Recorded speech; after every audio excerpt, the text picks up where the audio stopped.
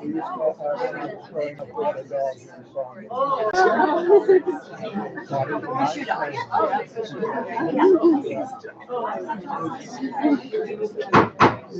Are you Now call going for in? the meeting of the Winners City Council on He Tuesday, gave April it to 2nd. me, and I'm here to support the senior. Councilmember Anderson. Here. Councilmember Lawrence. Here. Councilmember New. Here. And Mayor Pro Tem Cowan. Here. And Mayor Biaggi. Thank you. Let's see. Tina, would you like to lead us? Oh, I pledge allegiance to the flag of the United States of America and to the republic for which it stands, one nation, under God, indivisible, with liberty and justice for all. Thank you. Okay, we will move on to approval of the agenda. Mayor and Council, a couple of changes to the agenda. Item B, which is the proclamation recognizing National Library Week. Staff wants to just suggest that we move that down to discussion item number 1 for the presentation. Item C of the consent calendar, if we could just pull that item. And open up the agenda. And so for item D, I will recuse myself because of the proximity issue. And, Harold, do you have anything on that one?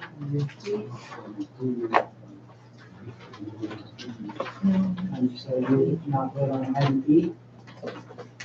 And I am in discussion item. all right, so the agenda, we're going to move item B to discussion number 1, and item C will be moved. Okay, move approval of the agenda with those 2 changes. We have a motion and a second. All in favor, say aye. Aye. Opposed? None? Thank you. So we move on to council and staff comments. Councilman? Right after the council comments. Oh, I'm sorry. Too much time with Davis, buddy. I was thinking you were approving the consent. Okay, what's number 1? All right, on March 21st, I served soup for the winter senior luncheon and was pleased to see so many seniors and community members in attendance. On March 23rd, I attended the Davis Phoenix Coalition inaugural dinner. The Phoenix Coalition works to eliminate intolerance, and it's for the purpose of preventing hate-motivated violence and cultivating a broader civic culture that embraces and promotes all aspects of the high school. On Wednesday, March 27th, I went to Sacramento and to the Capitol to support Assembly members Aguiar Curry. First, AB 1036 came to a vote in committee. AB 1036 is an Assembly bill to support civic outreach for elections. The bill would create a high school voter pilot program to be conducted in Yolo County. Assessor Jesse Salinas would be piloting the program, and he was there to speak about it. I also attended the press conference and rally in support of Cecilia's bill 8C1, which would actually be a constitutional amendment.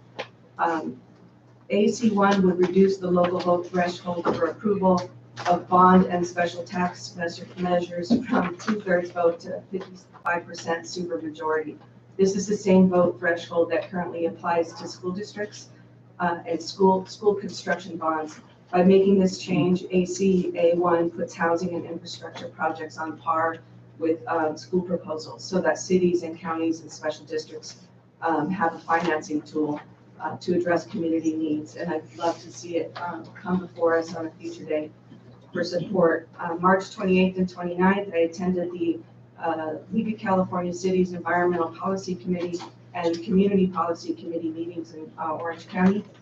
And on April 1st, I met with City Manager John Donlevy to review tonight's agenda and to follow up with other business. Today, April 2nd, I had a teleconference with the League of Cities staff, trying to answer and predict questions for the rural working group that will come before their board at the end of the month. That's all. Thank you. Councilmember Anderson. Thank you, Mayor. Start off with a headline. To recorded in last meeting on 13 March 14th. And the Willow Creek Oregon Community Meeting in Davis was held at the Parks and Rec Training Ground. On Thursday, March 21st, at the Community Center was about to spread and program.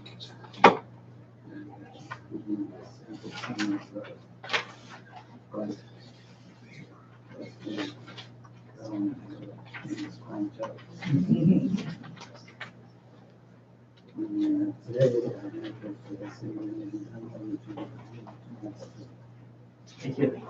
Councilmember News.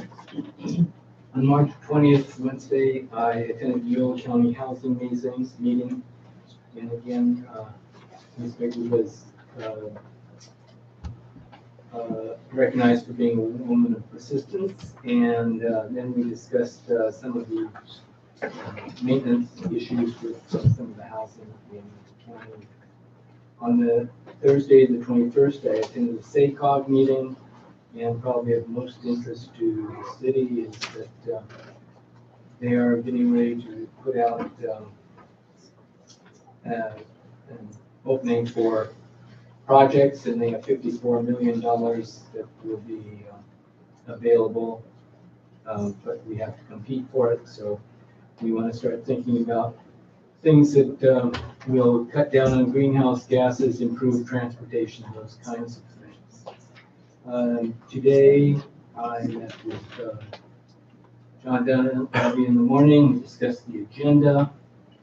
Now I'm here. There were also several meetings I had trying to find out more about annexation and development. That's it. Oh, I have one other thing. I'm supposed to announce that there's a Yin annual fundraising dinner welcoming and celebrating our immigrant neighbors. And that's Wednesday, April 10th at Davis Memorial Center, Veterans Memorial Center, 5:30. And that is for donations. Tickets are $40 for adults, $20 for students. Thank you. Mayor Pro Tem Cowan. Yes, thank you, Mayor. On the 21st, I did attend the senior lunch where I served up some clam chowder. Really nice event with a great turnout, as was mentioned. On the 24th, I attended a youth day meeting. Don't forget to call Kathy and get your duck. And on the 28th, I attended a meeting with staff regarding the Hispanic Music Festival coming up the first weekend in May. And then today I met with the city manager for tonight's meeting. That's all I have. Thank you. Yes. The city manager reminded me that I told him this morning that with Yellow Habitat Conservancy is looking for a representative from Winters to be on their advisory committee, and I am privileged to pick and have that person agree to do it, and that's Stephanie Meyer, and she is here tonight, I believe. And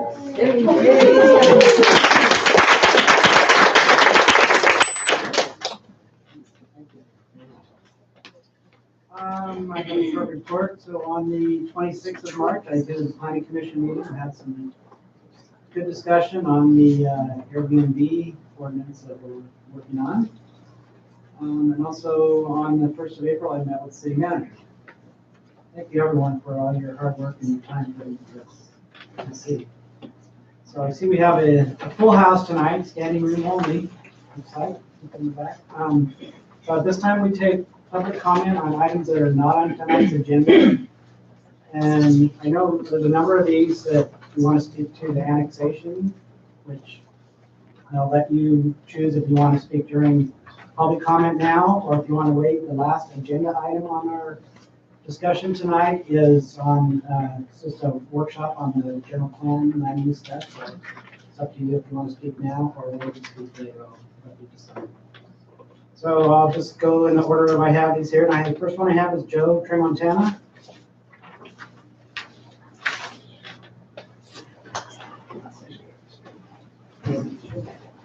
Joe Tree, Montana, 28 Main Street.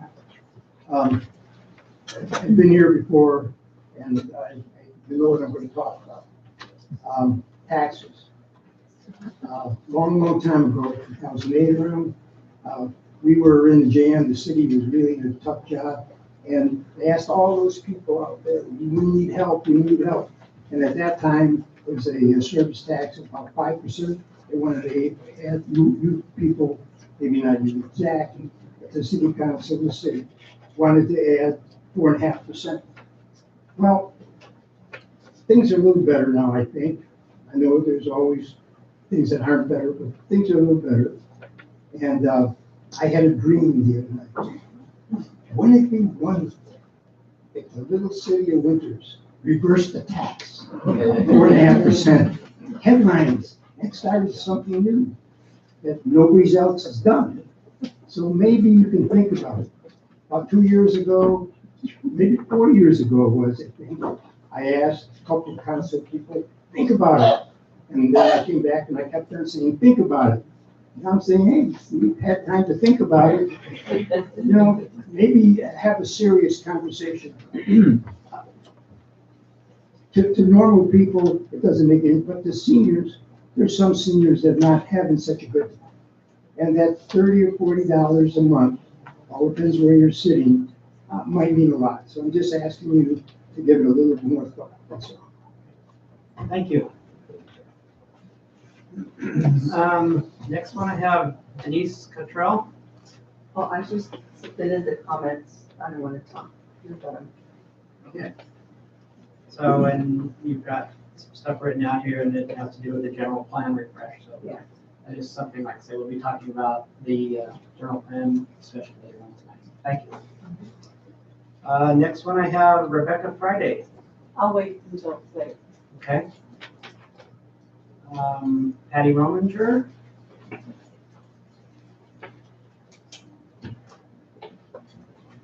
Patty Rominger, 23756 County Road 89. I'm coming as a farmer and speaking about the annexation proposal. So recently, the Board of Supervisors said that they are again making farmland protection a priority. The proposed annexation would take hundreds of acres of farmland out of production. So how is this action protecting farmland? Will there be mitigation efforts? And if so, what are those? Will there be any effort to reach out to farmers? Because we would like our voices on this issue. Thank you. Thank you. Next, we have Eric Larson. Eric here? He's not here. He submitted them electronically. So Okay. that's all of you. And he wishes to address land use issues and development projects in other towns. Next one is Jill Shirley. I'm gonna wait. Okay. Next we have Shepherd Harper. Over here. Shep couldn't be here and so submitted them electronically. Okay. Talking also about the annexation discussion. Susan Hamilton. Oh, give my comments now. Susan Hamilton, 27270 County Road 87. My land actually butts up to some of this proposed plan. When this so-called farmer came in, he put in wells all over the place. My neighbors lost their water. We had just put in a well, maybe 5 years before. Wells are very expensive. We had to put in a new well, over $150,000. So I would like to speak as a farmer. People think of farmers as, we get up in the morning, we put on our bell cap, and we're some kind of old-fashioned species. We are not. We are the reason everyone in this room is alive today. We can live without housing. You can live on the street. You cannot live without food. So the last time I was in these chambers, I heard Mr. Dunleavy say this housing would satisfy our needs for the foreseeable future, that we weren't going to consider this. Now I hear that the city has already been in negotiations with this developer. So this town, who is this town for? Is it for the people of this town, or is it for the profits of developers? We are going to be landlocked. We are going to lose our water. We have to start thinking of water, air resources. These people are going to be commuters. There are no jobs in town. We need to build smaller houses on transportation corridors. We cannot just keep giving away farmland as if there's plenty more of it in the future. So that is my 2 cents. That's just some of my feelings. Thank you.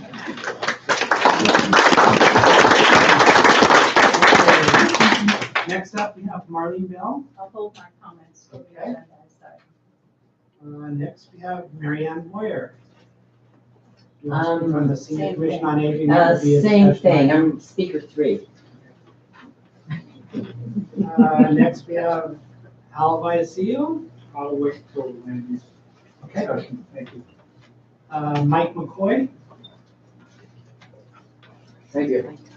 Mr. Mayor, I understand that a developer in Winters has let out a request for proposals to planning consulting firms in California to consult on plans for Winters, including specific plans, possibly zoning modifications, and possibly general plan updates. This request for proposals includes having involvement from city staff, which the developer is in negotiations with, encouraging some kind of a reimbursement program for city staff to be paid for working on the developer's plan. I wonder when we're going to find out more about that, when we're going to see that RFP. That RFP really is a public document, since your staff will be involved in this program, and therefore it should have been brought to you in the first place. And secondly, we should have access to it. Thank you. Thank you.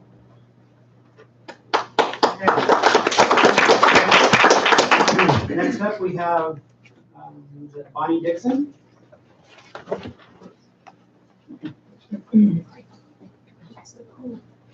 Hi, Bonnie Dixon, 422 Russell Street. I just have a general comment about land use decisions in general. I just wanted to make the point whenever major land use decisions are being made, I think it's very important for there to be adequate opportunity for community input and discussion before any decisions are made. Because it would be very unfortunate if people were to feel afterwards that they didn't have enough opportunity for input and that the community resources weren't heard in the decision. Thank you. Next, we have Kate Madish.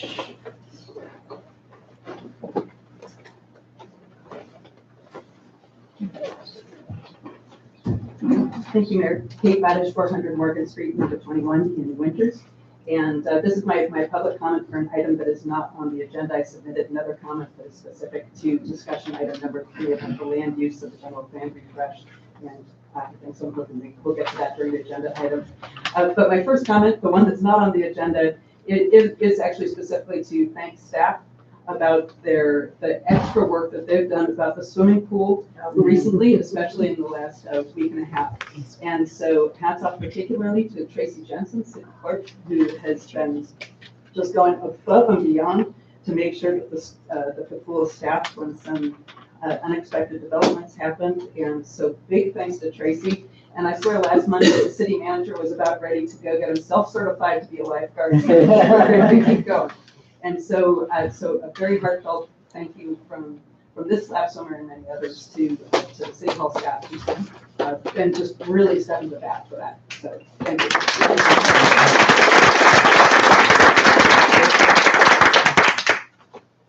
next we have Bob Polkinghorn. I'll hold until the item. Okay, thank you.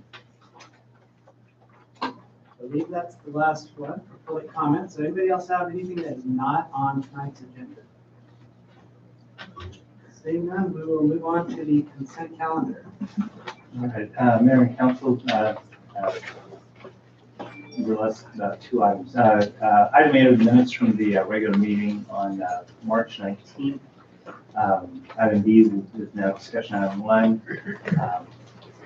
Item D is an amplified sound permit for a youth concert that's going to be at City Park, sponsored by the Winters Preschool Directors Association. Should be fun. Item E, last meeting, the council had a presentation regarding a mural project for the Rogers Building. Staff's recommending the council approve with the project moving forward. It sounds like the project's a little bit fluid right now, but we'd like to, we're recommending just to green light the project, and we'll bring it back and update at a later time. And item F is Caltrans Engineering Traffic Survey that was done for Grant Avenue. It requires approval of the City Council. The long and short of it, there is one change. If you go along Grant Avenue right now, there's one change in the speed limits that's recommended, and that is basically from Railroad just past the roundabout. Right now, the speed limit is 40 miles an hour through that zone. It's being reduced to 30 miles an hour. Other than that, all speed limits stay the same. The reason why we have certification for the survey is it allows us to do radar enforcement along the border. So people might want to slow down.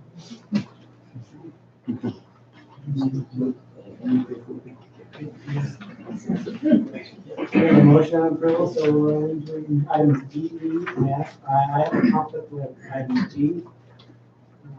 Councilmember Anderson has conflict with item E. Correct? Okay, with that noted, all in favor, say aye. Aye. All opposed, none? Passes. That didn't do A, right? And A, sorry, and also A.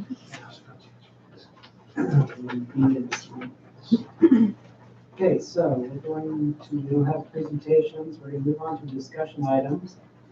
And we're going to have as first discussion item, the proclamation and recognition and observance of National Library Week.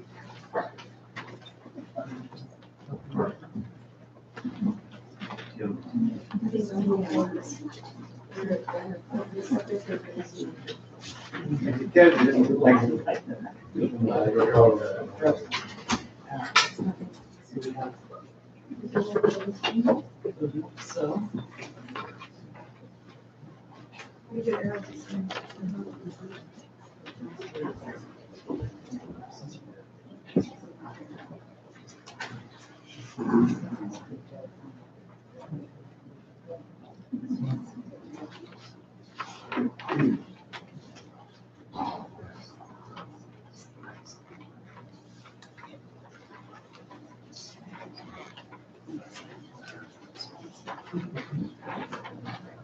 I'm going to give you official copies.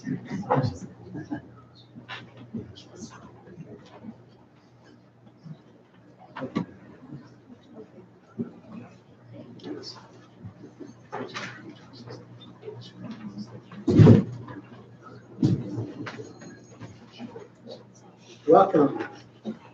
So, would you like to say a few words on behalf of the National Secret Library? Sure. Take the microphone. Good evening. My name is Mark Fink. I'm the Yolo County Librarian, and I'm here to just thank the City of Winters and also the many residents of the City of Winters, the Friends of the Library here in town, for their support of our library system and our local library. I also want to thank the City of Winters for their support of the library We have a joint use agreement between the school district and the city and the county for the operation of the library. And we're getting ready to see some facilities improvements in our Winters Library, and we're really excited that that partnership has made that possible.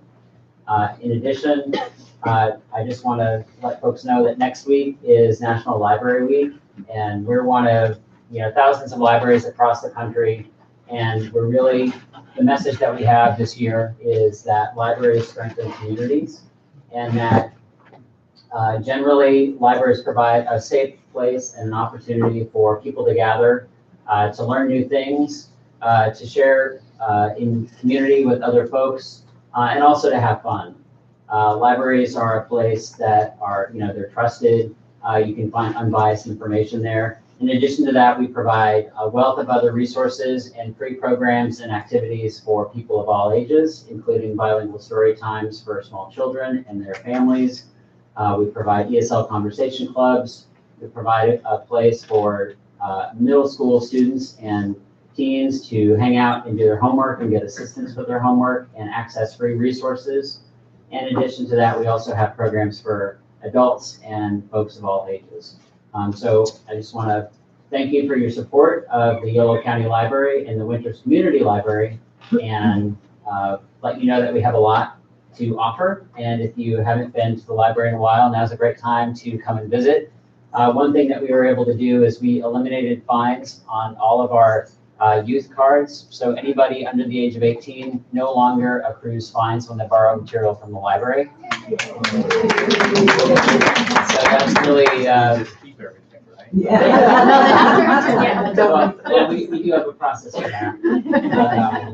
But really, this reduces barriers for folks that may have had their library cards blocked. In addition to that, the county eliminated the debt that was on all existing youth cards, which was about $123,000. And they eliminated that debt to make sure that every person could use their library card and access the resources that that are now available. So that was a one-time thing. So again, thank you. Thank you for that. Thank you.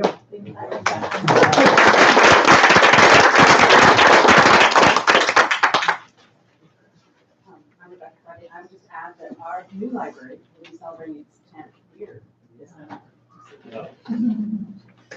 Can I give a shameless plug? I'm Sally Brown, and I'm the president of the Friends of the Library. And we have two upcoming events, and since there's so many people here tonight, I wanted to make sure that you knew about it. One is on Wednesday, May 1st. It's the launch of the Yolo County Library Foundation.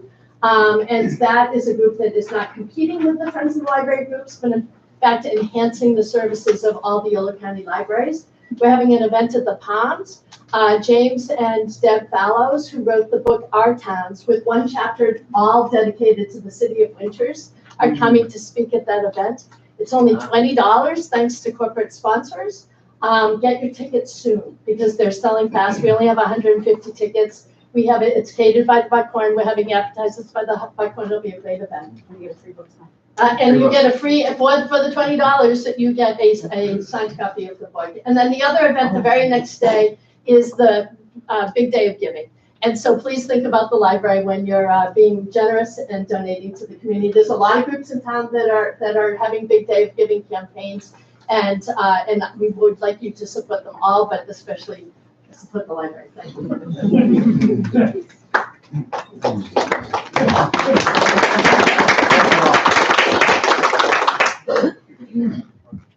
Okay, yeah, so on behalf of the City Council, we have a proclamation supporting the proclaiming National Library Week. Everyone here has signed it and we're all in support. And I can speak for when you say the new library is 10 years old. I mean, I can remember, and there's many of you here in the room tonight that can remember going to the library when it was in the building where the Winters Express and the Winters Museum is now housed. So this library to me is a new library as well. So libraries are very important for our town and for our county. So I'm so glad that you're doing all the work that you're doing, and we hope that you keep it up. So I'll read the proclamation for you. Whereas the Yolo County Library embraces the City of Winters' mission to enhance the quality of life in Winters by fostering partnerships with Winters Joint Unified School District, WISE, and Winters Friends of the Library. Whereas the Yolo County Library offers programs for all ages, including Success, Children Homework Help, Hora de Cuentos, Bilingual Story Time, Walk and Talk, Teen Book Club, and Needle Arts. Responding to residents' interests through programs focused on technology, literacy, health, and wellness by providing free meeting spaces for local nonprofit organizations and by making the Winters Community Library a ballot drop-off site and voting location for residents. Whereas for more than 100 years, the Yolo County Library has provided access for all to ideas that inform, entertain, and inspire. Whereas the Yolo County Library Association Board adopted an "Everyone is Welcome at the Library" resolution, recognizing, valuing, and affirming that our rich diversity contributes to the excellence of Yolo County and enhances the quality of community life. Whereas the Winters Community Library staff offers basic literacy programs, computers, free Wi-Fi, and other resources to help children and adults learn to find and evaluate and use information to make educated decisions related to their jobs, health, education, and other needs. And whereas the Winters Community Library staff offers story time in English and Spanish as well as summer reading programs to encourage children to begin and continue reading to enhance their personal and professional lives. And whereas in 2018, residents engaged with Yolo County Library over 2 million times by visiting local libraries and its website, attending free programs, and borrowing books, DVDs, audiobooks, ebooks, early learning kits, and items written in several languages. So, almost. Now therefore, be it resolved, the City of Winters City Council proclaims National Library Week, April 7th to 13th, 2019, and encourages all residents to visit the Winters Community Library to explore what's new and to engage with friendly and knowledgeable library staff. Thank you again, all of you. Thank you.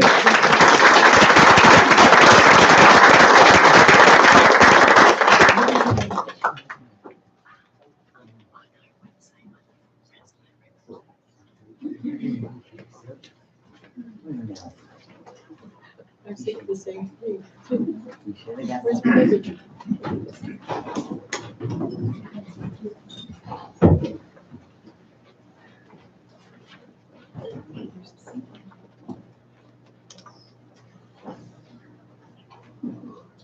Next discussion item.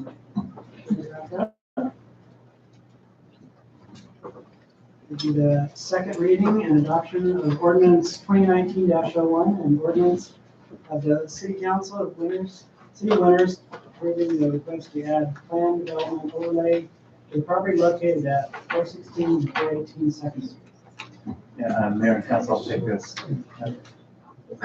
So I believe that council members knew and Anderson both conflict on this item due to the proximity of their house to the location of the item.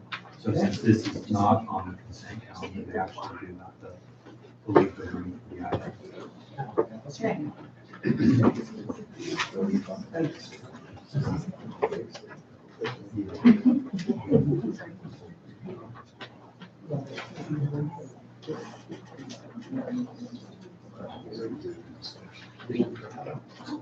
Dave Dow's on the other side. Are you going to?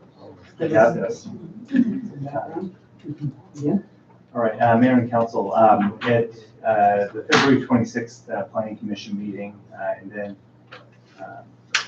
at the March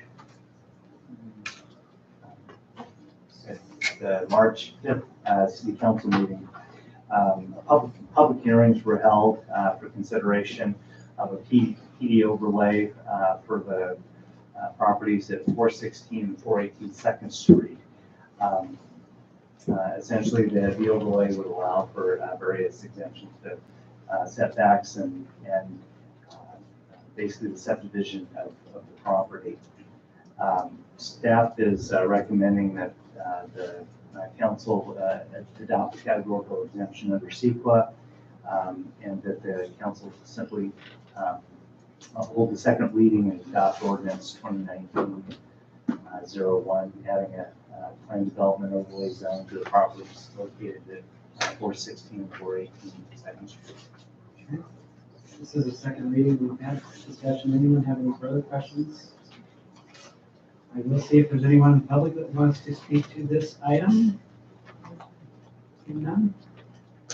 Yeah, I think since we've heard this already in the previous meeting, I think most people in town always thought that those two small houses were already on separate lots, but they were not, and the property owner came prior and expressed their interest in dividing that into two separate lots, so, and that's what we're just going to make a final decision on tonight, so if there's no discussion, I'll open it up for a motion.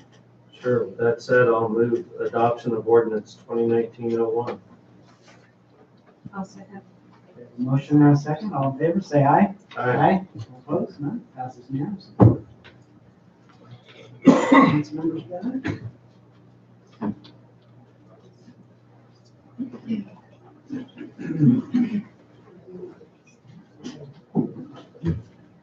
The next item is establishing a Winters Commission on Aging.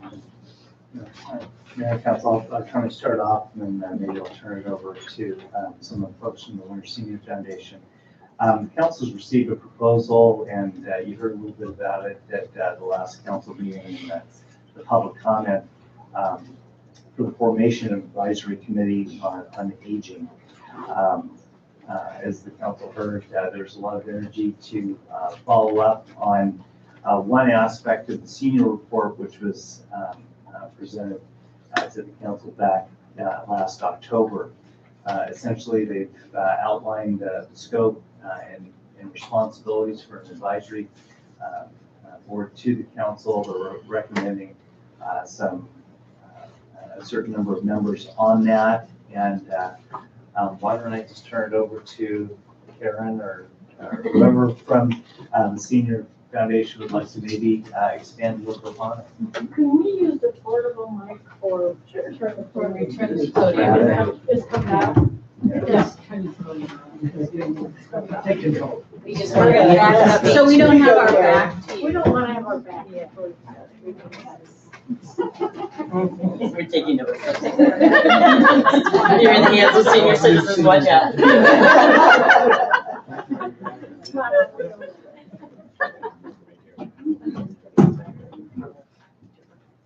My name is Karen May. I live at 100 Caselli Court in Winters.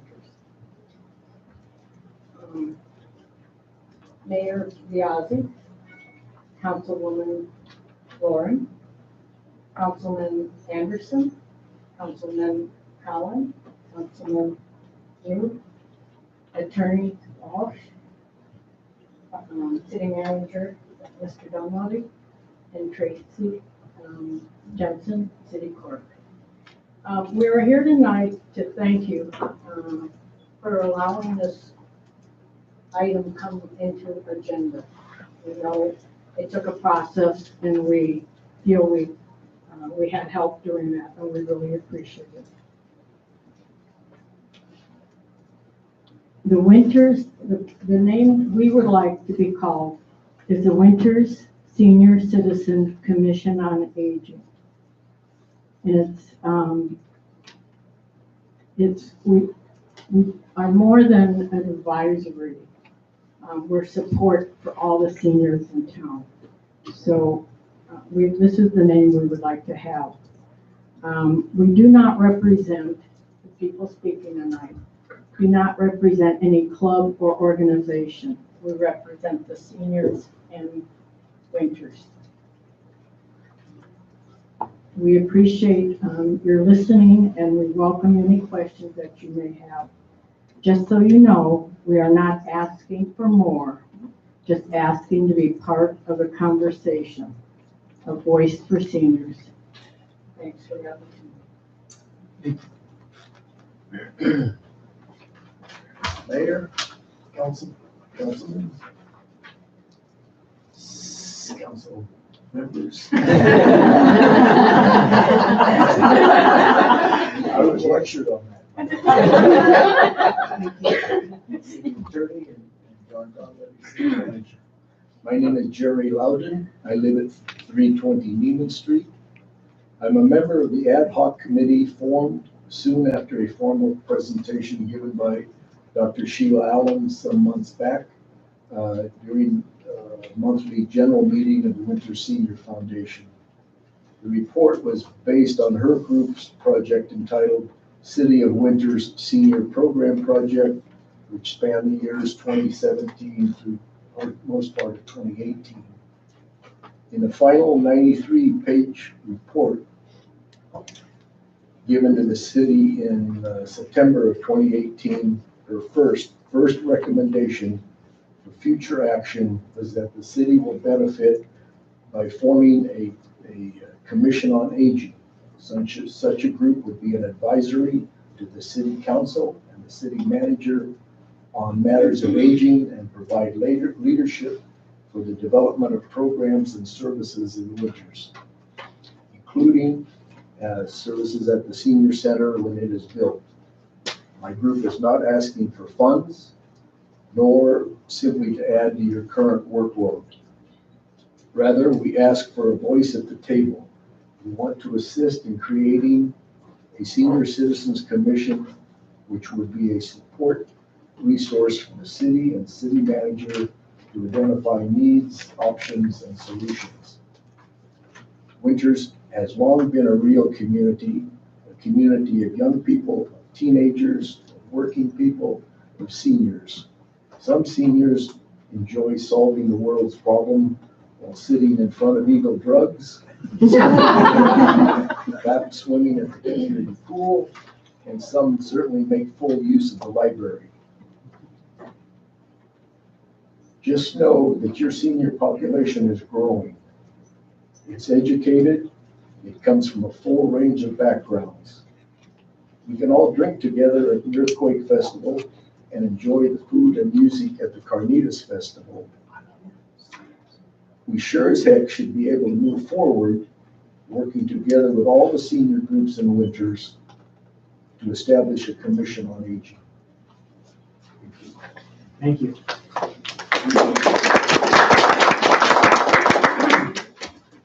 I'm just going to say hello, everybody, and hello to the captive audience. Thank you so much. Just a voice is all we are asking for. In my many experiences of meeting Winters residents, a common note was that we, Winters, are lacking a cohesive community. Many voices coming to you, City Council, with the same issues: transportation, housing, healthcare. We are offering you our ability to create a system to pull all the components together. Our purpose here tonight is not to take away, but to add voices, opinions. This commission is a nautilus that talks to everyone, a catalyst of communication, and the dissemination of services. We can be the vehicle for a cohesive community.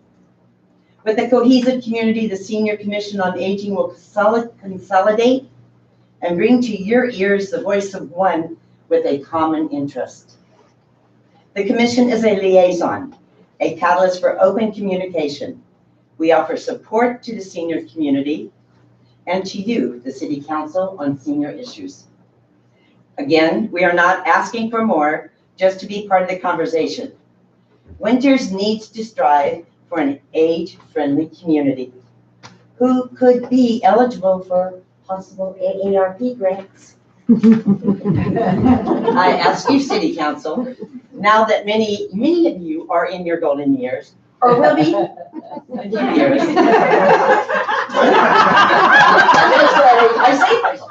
What are you looking forward to? Do you anticipate a need to move to get what you're looking for? Winters needs to be an age-friendly community to all, including the senior citizens. I'm not asking for more, just a voice in the process of our community.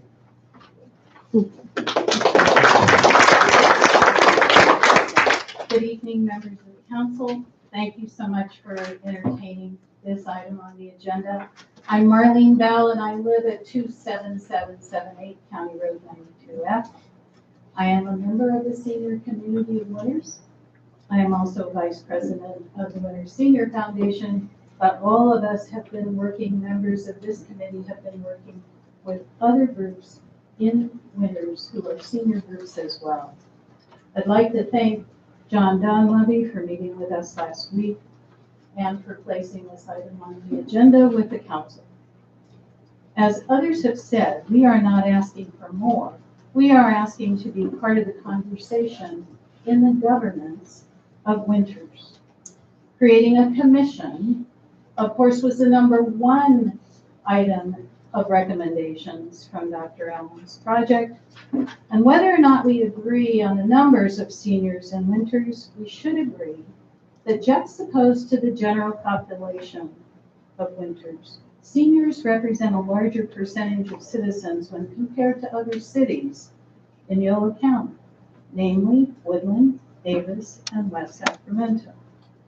When a commission, not an advisory board, is established, seniors in Winters will then share the same identity of those in Woodland and Davis, and likewise the Yolo County Commission on the Aging. At this point, Winters is the only city that does not have a commission. We are not here to take, we are here to make a contribution to our community. Since we in the last, in a few days, we were here last, over a 3-day period, we collected 92 signatures from senior citizens in Winters who voiced their support for a commission. Seniors in Winters want to be part of a democratic process.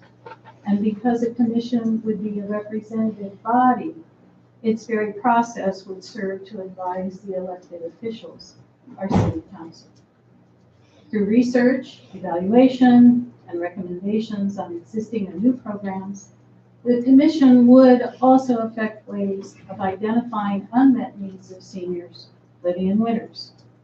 We know that our elected officials would value the information and would want to be engaged in a process that gives and shares information about seniors in Winters. We are not here to ask for more. We are asking to be part of a democratic process and governance in Winters. We seek to make a contribution to shape and enhance our common values and the quality of services in Winters. Thank you very much.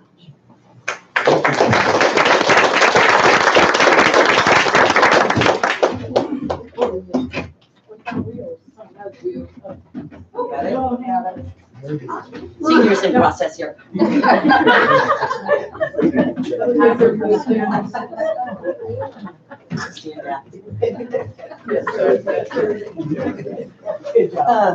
See, we can do this. So before us tonight is the, have to consider proposing, forming the Winters, you want to call it the Winters Senior Citizens Commission on Aging.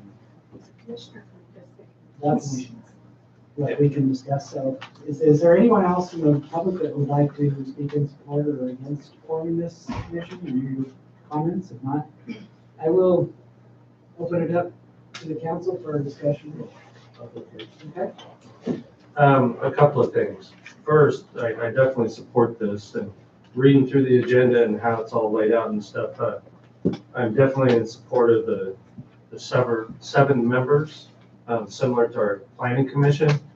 And personally, I wouldn't mind seeing us set it up pretty much the same way we do the planning commission, with 2 council members, taking on the task of doing some interviews and making recommendations to the rest of the council for the 7 members to govern the body, and then the same 2 council members could be the primary and the secondary for being a liaison to the commission for their meetings, wherever they may have those, whether it be here or somewhere else in town. It just seems like everything that's been said and everything that was in the staff report just kind of laid it out almost just like what we do with our planning commission. And it's a similar type structure, so I would go with that type of setup. I just want clarification now. Are you saying that the city council would select the 7 people? Yeah, somebody's got to pick who's gonna do this. And there's gonna be an advisory, an advisory committee to the council, so I figured it could be done just like the planning commission. Would we take it, any nominations from the general organization? Or would we Or we just? just open it up probably for applications, Yeah, and whoever wants to whoever wants to apply apply. can submit them. And Yeah, as an example of the way that we fill planning commission vacancies, is we put an advertisement, we have an application form, and people just fill it out, submit it. Typically, we have some type of an interview process. Nothing's gonna hurt anybody, and you just go through and there's a selection process. We're bureaucrats, it has to be. I'm happy. The only thing I would ask of the attorney is, would the people applying to be on the commission have to be residents within the city limits, or just have a Winters address? Or does it matter?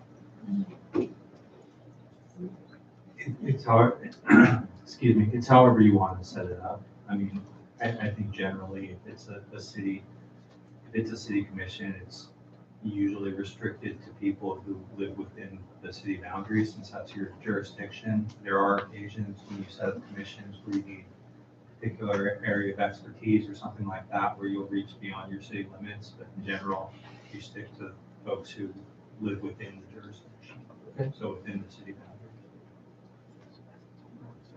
I might just throw out, it's up to the council. We've had, we used to have a Parks and Recreation commission, and half of the people didn't live within the city boundaries that were on that commission. So from this, obviously there's kind of a list of some of the key things. We could just drop that into some type of a council to establish it by a resolution. We just drop those in, and you could conceivably say that anybody that has our zip code.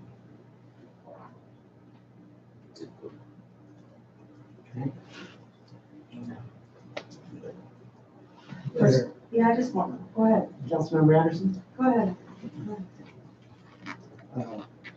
One thing that struck me as a little odd was that one of the terms of office is that no member should serve for more than 2 consecutive terms. I mean, I don't know why you would want to do it. Is there a rationale behind that particular? That no member of the commission would serve for more than 2 years, 2 consecutive terms, rather? 2 4-year terms. I think our thinking behind that was that you've got 2 consecutive terms, but you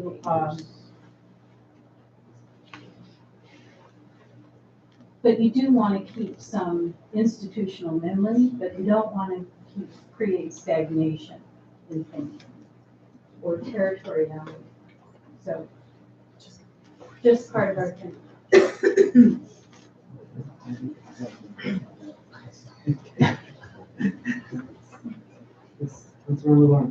Well, first I wanted to say that, I was part of the original group that worked on the senior task force with Sheila Allen, and Sheila Allen is here tonight.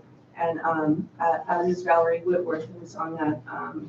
And I think that's all that I recognize in the audience, but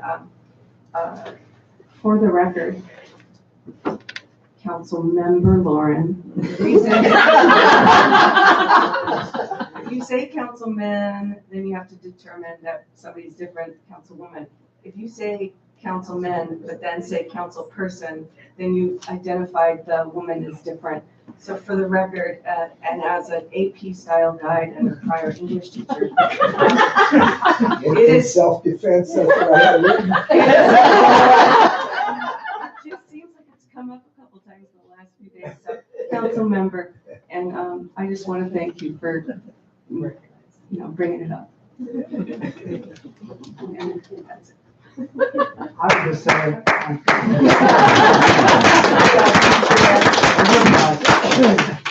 So I would just say, it's great to see the seniors in our community excited about forming this group and coming together and making recommendations to the council. I mean, like I said, that was one of the main recommendations from the report from Sheila Allen, the study that she did. I like the way the name, I don't see any problem with it, being named the Winter Senior Citizens Commission on Aging.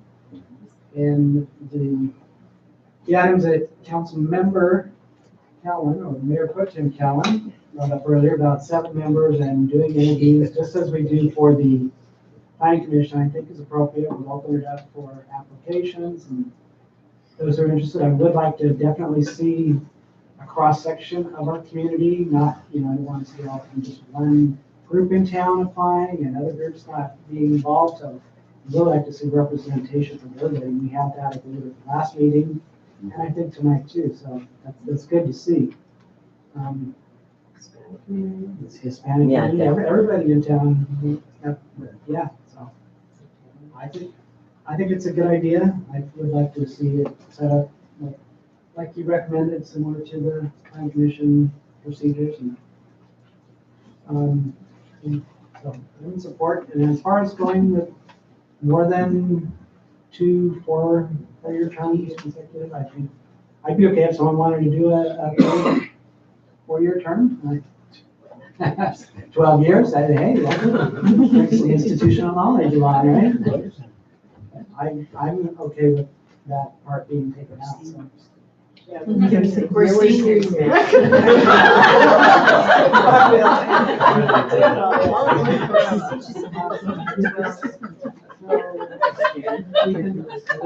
These types of meetings need to be publicly noticed as well, just like the Planning Commission. And we have to do the Brown Act. So we'd have to go through all the training and that type of thing for the Brown Act. Everybody that's going to be on the commission. And I would just add to what the city manager said, if you want to go forward, when you make the motion, just direct the city manager and I to develop a resolution that would kind of lay out the criteria. There's a couple other logistical things that you would want to think about, like staggering the terms and things like that. So you would start with 2 people having a 2-year term, and 3 having a 2-year term, and 4 having a 4-year term, or something like that, so that there's not potentially a complete turnover of all 7 members, things like that. And so we can put all that into a resolution and bring it back and just put it on consent at probably the next meeting. Further discussion? Mayor, yes, I have a question. Yeah. If this goes reaching wide somehow, how does it impact all of the fire employees? We have 7 members. And we have, say, an annual resident city manager. That's a number. Do you mean to? Can the statement be repeated, please? Yes. Councilmember Anderson is asking about it's a Form 700 that all the commission members have to file with the PPC. Okay, sir. Right, so one thing that we would probably want to look at, I think it would be a Form 700 filing commission, but I would want to check that. But even if they live outside the jurisdiction, they have to, that's okay. They would just register what their property interests are, and they're located outside the jurisdiction. And if there's any decisions that they were acting on that affected something near the property, they would have to recuse themselves. It would probably be less likely. So if they did file, it wouldn't really affect it.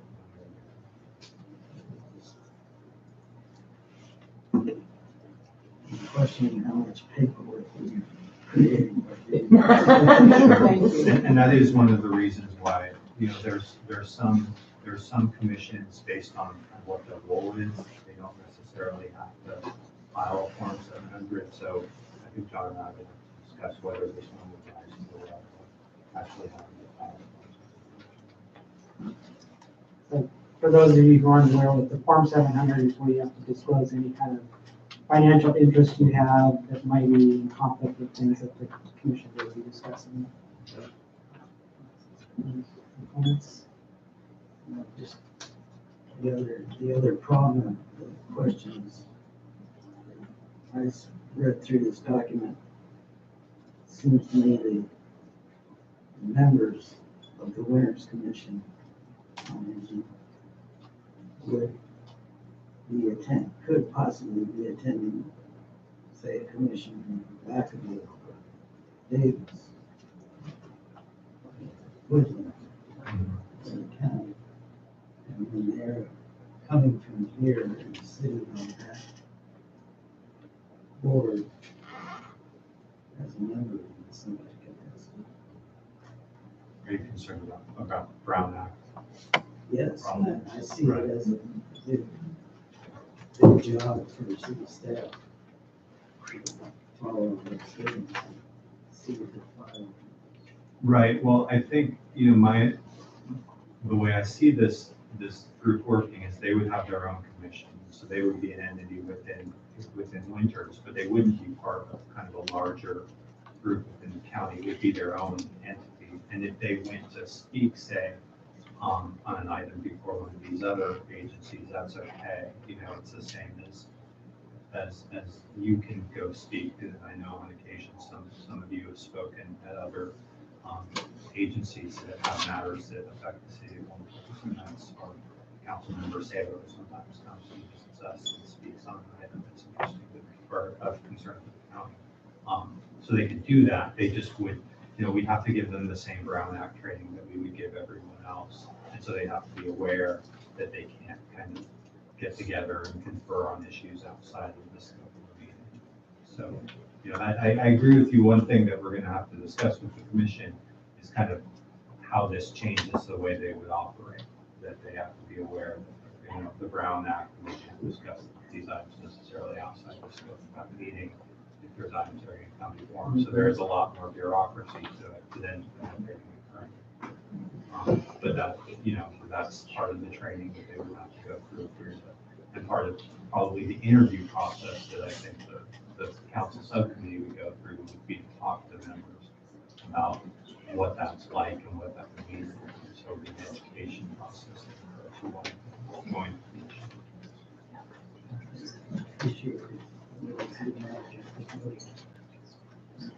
Sure, into the Form 700 issue. Yeah, we will, and we can report back on that. I would think that as much as we could, if we can figure out how to make it an FPPC reporting requirement. Yeah, it would be great. Yeah. And everybody who's thinking about this will think they won't. Because it's, and plus, under the Brown Act, there'll be this whole education, and there's this one point of regret that you get to. So anyway, we'll work. I have one question for the group as well. I noticed when I did a little research on this a while back, the Woodland Commission on Aging has 5 members, and Davis has 7. I'm just curious how you decided on 7 rather than 5. Sometimes it's hard to get enough people to show up and have a forum when you're having regular meetings like that, and having 7 show up. You want me to answer that? Yeah, just like to hear your thoughts on it. But a level of consistency, that's all. If we looked at Woodland, Davis, and we looked at Woodland, and we picked 7. Now, if you want to change that to 5, that's your prerogative. Mr. Biasi, I think another thing to justify 7 is you get a broader group that you can select from. If you're down to 5, it's going to be hard to get the specific groups you want to target with the interest. So just my point of view. That's number 1. No, when we first started talking about the 7 or the number, I was thinking of the way the Peter Creek committee works, that each council member appoints somebody to that committee. And that's how that works, but, I understand that you want a broader voice here, so I would support this. Yeah, so. Yes, Sheila Allen, would you care to come? You ran my forward? public comment so fast, I was in deficit. Sheila Allen, no longer consultant to you, but still, the staff to the Yolo County Commission on Aging. So I would like to tell you a couple things about that might be helpful. In writing the resolution, you might want to write right into there that the commission will select a representative to the County Commission on Aging, because that was, I think, one of the goals of the group. The County Commission on Aging has 5 members appointed by each of the supervisors, and then 2 or 3 at-large members, and then they also have a representative from every aging commission. And each one has a different name, so you can call it whatever you want. And then you appoint whoever you would like to have represent, just so that we can have good communication between the county level and the city level, and we can hear what's going on locally. So that would be great if you make sure to include that. In regards to the 2 terms only, and then that's it, because I know we do a lot of work at the county about that, and we're always trying to find people. What the county always writes in is that they do say 2 terms because I do have an interest in having turnover. They say unless another applicant is not available. A qualified applicant is not found, so they put that little caveat in there, just if maybe you want to try to get the middle ground of those 2 things for the turnover. And I'm really excited that moving forward and be a part of it. Thank you. Thank you.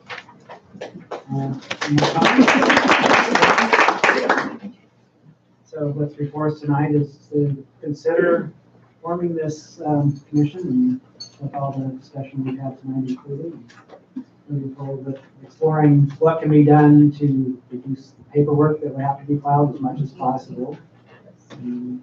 Looks like we're leaning towards having 7 members. Work out all the official details can be done. Anybody else have any discussion? If not, I would open it up for a motion. I'll make that motion to approve the Winter Senior Foundation's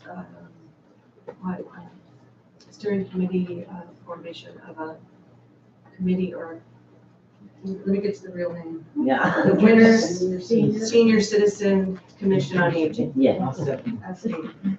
We have a motion and a second. All in favor, say aye. Aye. All opposed?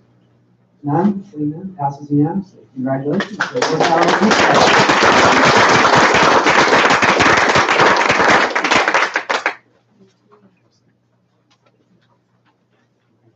Okay, next discussion item, we are general plan, land element review on land use. And I know there's a lot of people that would like to speak about annexation tonight, and just so you know, currently, I mean, that's not the general topic of this discussion, is annexation. I know it is part of the discussion, but there's a lot of land use decisions and discussions to have, and we're doing more or less just a workshop tonight and having these discussions now. So I will open it up to the city manager. So,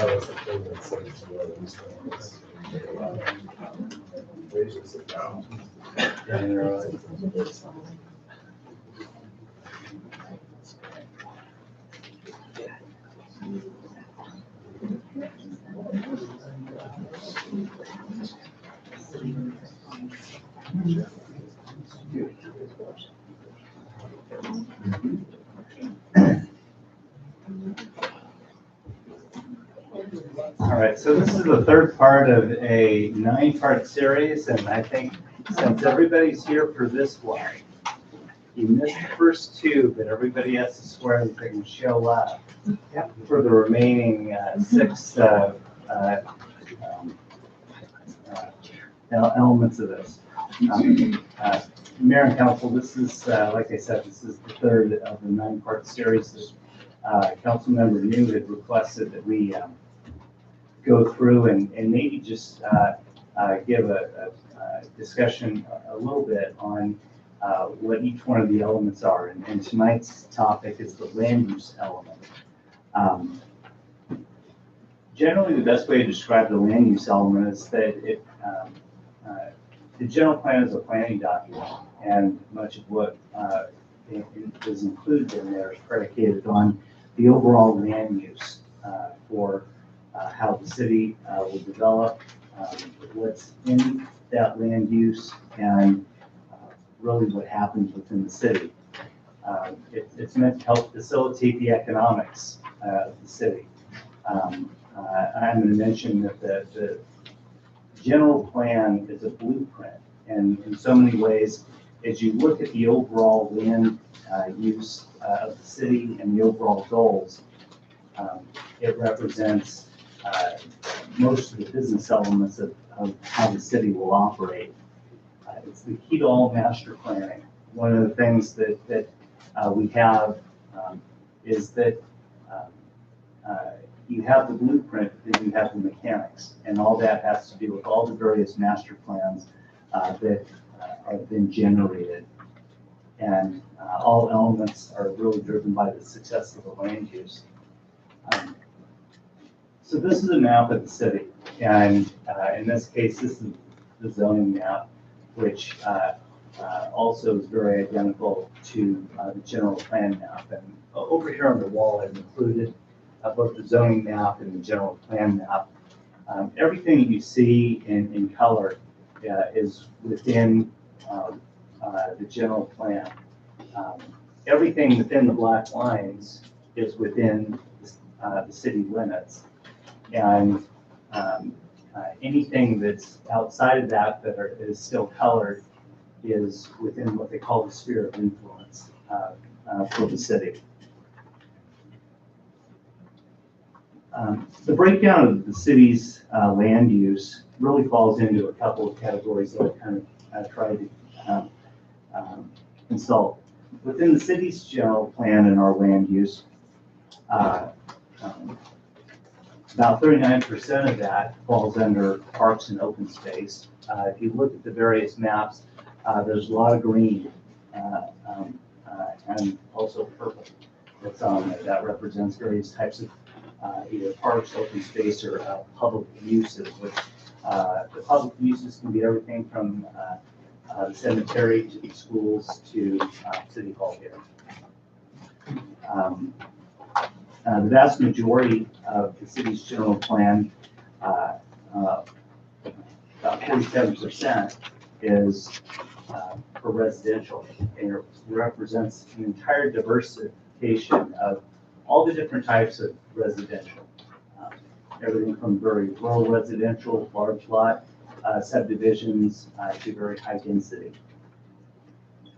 About 162 acres are for commercial, and much of that you'll find within our main corridors. If you go from Railroad out to the freeway, or go into our downtown, we have that all up at 162 acres or 8%. We actually only have within the city's general plan 5 acres of office for business types of activity, and we have 4 acres of agriculture. Business industrial, which I guess I would best describe as the job producing aspects, only represent about 6% of the entire land use. One of the things that we've included are a lot of the goals that are listed within the general plan. And You know, a lot of the time people will say, well, gosh, you know, the general plan was developed in 1992. But if you actually get to the very root goals of the general plan, they're pretty solid. Overall, the general plan, very progressive document, which if you add it all up, the general plan was done in 1992, and much of what we're talking about was predicated that the city would be built out in 2010. So just about 10 years ago, the city was basically should have been built out. Orderly, well-planned, and balanced growth. The idea of a pedestrian orientation. It's a central business district that includes the commercial and retail, and also civic things. If you want to look at how that goal has been sought, simply look at downtown Winters. One of the things that over the years that we've really focused on is the downtown. The idea of locating our main amenities within a core area of the city. Much of our planning, the downtown master plan, form-based code, alley activation plans, everything has been focused on the downtown. The land use includes that we'll have a range of various densities for housing. And I'll point out to you that probably, and I'm going to talk about the fiscal aspect of the land use, because fiscal and the economics are very critical to it. One of the things that was not predicated when the general plan was put together, if you look, one of the real barriers that we have, especially in the north area, is that it falls into a flood overlay area. One of the things that the city did was they put most of the high density residential in the north area. And we were immediately sued by Legal Services in Northern California. Part of the overall economics of the city, which was not really considered, was the fact that we were then giving a quarter stipulation. We have a 15% inclusionary housing. Over the years, people have been pretty critical of the city with, gosh, why are you advancing all this affordable housing in town? It's because we have to. We have a quarter stipulation that says that.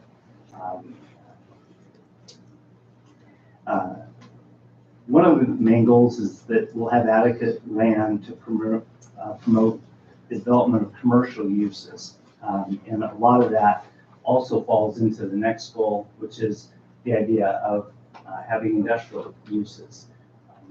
One of the things is, as I kind of broke down the various descriptions, only 6% of the land within the city's general plan falls under job producing uses. So as we look, if you look at it, there's almost 900 acres that are dedicated to residential. There's only 6% or 113 acres. One of the main goals that's espoused in the general plan is the idea of trying to create jobs and housing balance. You know, the idea of going vertical on jobs within Winters probably is pretty difficult. Anyway, if you look at the overall goals of the land use, pretty solid. And if you look at main implementation programs, I think we've been pretty successful. As I mentioned, that the overall land use is meant to be a blueprint. As you look at all the colors and so many of the things is that, gosh, you have a blueprint for how the city will be developed and how it will be built out. From that comes all the master plans. One of the things I've been advertising, a lot of folks are going, well, gosh, the city's general plan is old. It's not old. We have master plans, we have that have all been developed. If you go onto our website, you look at the information on the general plan overview.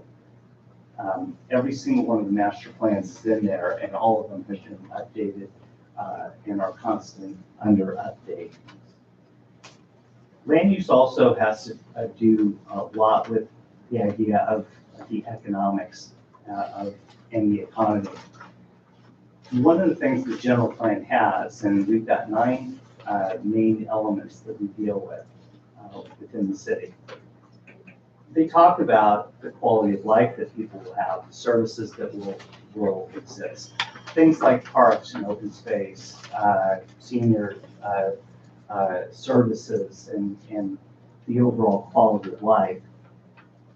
There's an economics that goes along with that. And as we look to have certain types of business happen, there's a correlation between the land use that we have, the economy that's generated by that, and the ultimate outcomes of doing those. The one thing about land use is that it represents so many cross representations within the overall general plan.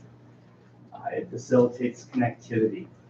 One of the things that, as we see the new subdivisions going in, Main Street is actually punching through to the north. People talk, well, gosh, there's 700 homes that are going in there. But the reality is that for the core areas of town, because the land use elements are being implemented, traffic actually is going to go down in certain areas because there's actually circulation roads that go through and the like. One of the things that I've included in a handout, if you can kind of share a little bit. The land use and ultimately the city's general plan is based on a fiscal analysis.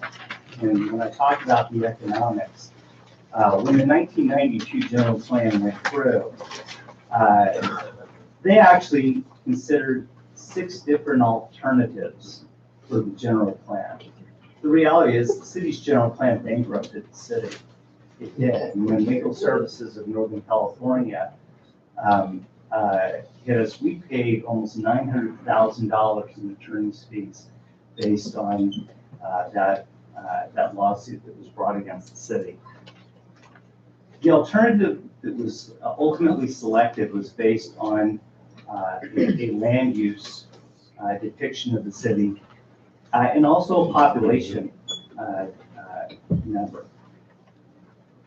That gets to the economics because you look at land density, it produces the number of people that will live and work within the city. And as you look at it, you can correlate that into revenue and the vitality of the overall community. One of the things I point out is that if you look at the very bottom, if you want to be kind of a bottom line person, every single alternative that was considered by the city council back in 1992 resulted in significant deficits. The way that those were made up was based on the idea of trying to maximize the various land uses that would come in, but also additional taxation. One of the things about the way that the winner's economy works based on the land use is based on the premise that the various taxes or assessments that were put in place, the municipal services tax, the utility tax, the citywide assessment. A fun fact is that none of them were adopted to allow any type of inflationary factor. Most of them were adopted in the mid-1990s. And believe it or not, the cost of things have gone up pretty significantly since then. So alternative number 1 that was adopted was almost $1 million deficit. A perspective of where we sit today as far as our land use. If you add it all up, the entire general plan is 1,924 acres, give or take a couple of lots, right? You're talking about what's within the current city limits? No, within the entire sphere of influence. More what's on. Everything that's in color on the map are within sphere. I'm sorry to interrupt, but can you remove that piece of paper that blocks that traffic study was already voted on? Yeah. Thank you.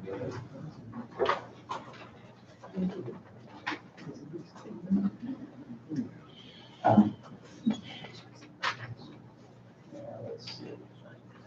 There it is. Go back.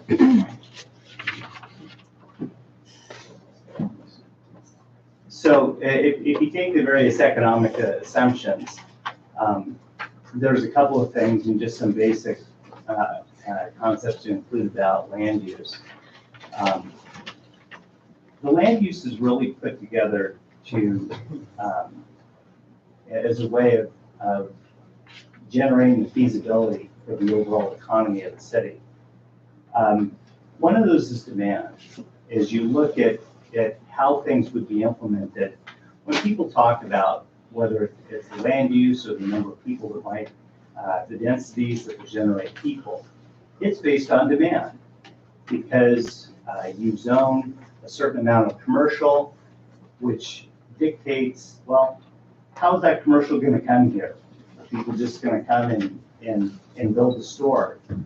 No. People ask, well, the idea of a full-service supermarket, there are metrics that all play into those types of things. Full-service supermarket today, I think the largest ones, for example, like a Safeway. And the real metrics for that are probably about a population of 20,000 people. There are smaller supermarkets that maybe have a smaller, but that's the way that the economy works.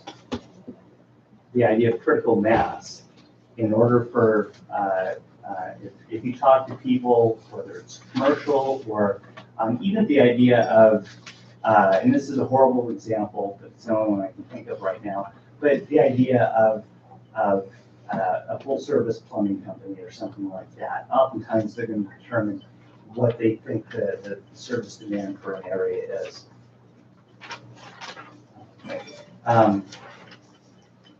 The land use also has to do a lot with the affordability of living within the city.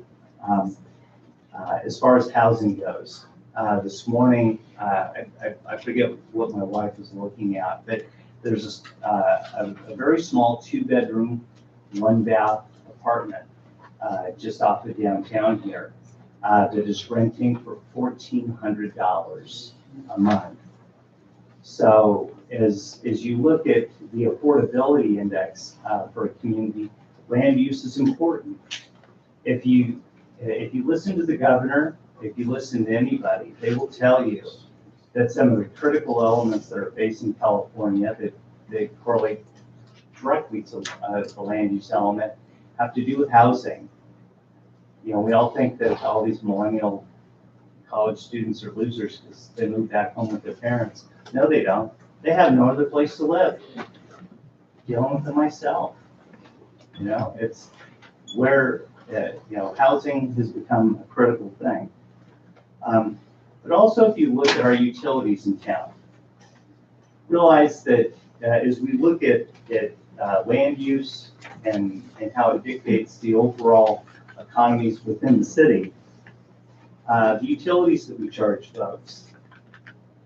Right now, we have a customer base of 2,000. The general plan actually outlines that we would get to probably a customer base of somewhere around 5,000. There's a big difference between 2,000 customers and 5,000 customers. What do we know about our utility rates? And the council gets to deal with this. You can't discriminate against those. Seniors get the same amount that everybody else does. So as you look at the sizing of the community, the land use that happens, and then also wages. The idea that you create the ability, one thing about the land use element is that it dictates for jobs. One of the things, and trust me, I've heard the council say this for quite a bit, is the idea of the jobs housing balance. We're blessed. We have some awesome businesses in town. But there are actually very few jobs in town where somebody can live off of the wages and buy a home here. The idea of being able to have jobs that allow for that. And then ultimately, the land use element has to do with jobs and housing balance. So the one elephant in the room, and I'll just close with this. This item wasn't necessarily to talk about land use but I'll just be very transparent about it. So what I've included up there is basically our north area of the city. If you add it all up, it's roughly 1,000 acres. It's actually more than half the city if you add everything up. There's one large property owner, and if you actually go to that area, if you add up the total property owners for that area, I think there are only 6. But yes, there's a property owner up there. Yes, they have come and talked with us about doing some specific planning. That's entirely their right. As a landowner, people have the right to plan and do things with their property. It's within the city's general plan area. I haven't gotten a specific proposal from them yet. We haven't. They've come in. I can tell you that, I try and, in my Friday update, to be very straight with people about what's going on. There's no secret. There's no plans or things that are going on that aren't out there. I can't tell you how many tire kickers that come by City Hall that want to talk about stuff. It's why my lights on at City Hall every single night, because the tire kickers can't get in when the doors lock. But in this case, do I think they're serious? I do. And we've tried, I've actually gone out and we tried to talk with folks about it. They have the right to bring things in. But I can tell you at this point, we've engaged them as we do everybody. And as far as some type of specific planning on things, ultimately, if they submit a proposal to the city, we absolutely would accept it, and that we would engage a process to go through and evaluate it. So with that, I'd be happy to answer any questions. And Well,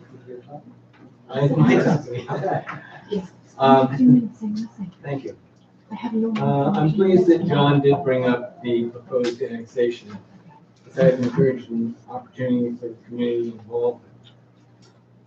And I have several concerns that I want to bring forward, but I don't speak well extemporaneously, so I've written out what I want to cover. And first off, I believe that our city council works well together, and I want that to continue. I believe that I'm a team player, and I want to work with our city manager and the city council, not independently. However, I've met with John 3 times in his office and expressed my concerns about the proposed annexation process, and I left without feeling that I was heard. Today, I met with John, and I think John heard my concerns. And now I want to raise my concerns with the council in public. And I want to know if I'm the only person on the council who's concerned with the process. And I want to make sure that you know I'm not against growth, but I want to be really careful. I heard the word transparency used many times in the council meetings, and I believe it's very important, but I now feel a lack thereof. At one point, the council received an email from John saying that because of resolution 2001-05, we would be voting on approval for an annexation of for an application for a special plan and possibly other entitlements, possibly an amendment to the city's sphere of influence. That's fine. A few days later, there was an email to Bellevue North, that's the developer, and copied to the city council that said the vote was not necessary and the resolution does not apply. That's okay. And the application would come to the council only for information. And so my feeling was, when does the council have time for input? And I talked with John about the need for public input and was told that that comes later in the process. I argued that both public and council input should come at the beginning of the process. John had each member of the council meet separately with him and Bellevue North for an hour. The meetings were in early February. For me, this is the first time I heard about the annexation of 610 acres and the development study of 793 acres. I knew there was some talk of annexation, but these 610 acres are adding about 32% to the footprint of our city. And the 793 acres in the development plan are about 41% increase in our developed land. The property west of Lorenzo's is about to be developed, and that is a separate project entirely, but it's approximately 100 acres. And I think it's time to stop and talk about what Winters wants for Winters. All of us. I'm not against development, but I think that the public and the city council should have a chance to say what we are interested in. One of the few questions answered directly in the hour-long meeting with Jeff Roberts of Bellevue North was, will this project require Mello-Roos tax district? And the answer was yes. Or, he said, maybe something like it. And I believe this is a very big problem. Different tax structures within the city are divisive. And if half the city is paying higher taxes than the rest, I think it would be very difficult to pass future city or school bonds. I asked John about Mello-Roos, and he said it will probably need something like that. I personally need to be convinced about that. During my meeting with Jeff Roberts, I asked many questions, and most often his answer was, whatever you want. And I presume he meant whatever the city wants. But how can Bellevue North start a specific plan doing whatever we want if we haven't been asked? Bellevue North may have spoken with John and asked what the city wants. But I would like the city council and the public to be involved up front. I'm sure John asked for good things. And I know this is not the time for details, but if Bellevue North is going to spend several hundreds of $1,000s on a study, which is what I heard it's going to cost, it seems to me that there should be some parameters set at the beginning from the city's side. I do not want to be pressured for approval of their findings because the city approved Bellevue North spending a bundle of money. And when the study is finished, we want to do something different. I also have questions about the reimbursement agreement for paying city staff for their part of the work on the plan. We have city staff working on the plan, being paid by the city, with funds reimbursed by Bellevue North. Is it part of the city plan? Is there a legal obligation to approve it? Or might the staff feel that they should approve it? I don't know. I'd also like to know if Bellevue North is or has already put out an RFP on the project. And if so, with who? Can the city have a copy of the RFP? What companies are managing and funding the proposed study? These are all things that I believe need to be discussed. And I'm sorry that I had to bring these all out tonight like this. But the Brown Act does not allow me to discuss the issues with my colleagues on the council unless it's done posted in a posted public meeting. And this is the only way I may learn what the other council members feel about what's going on.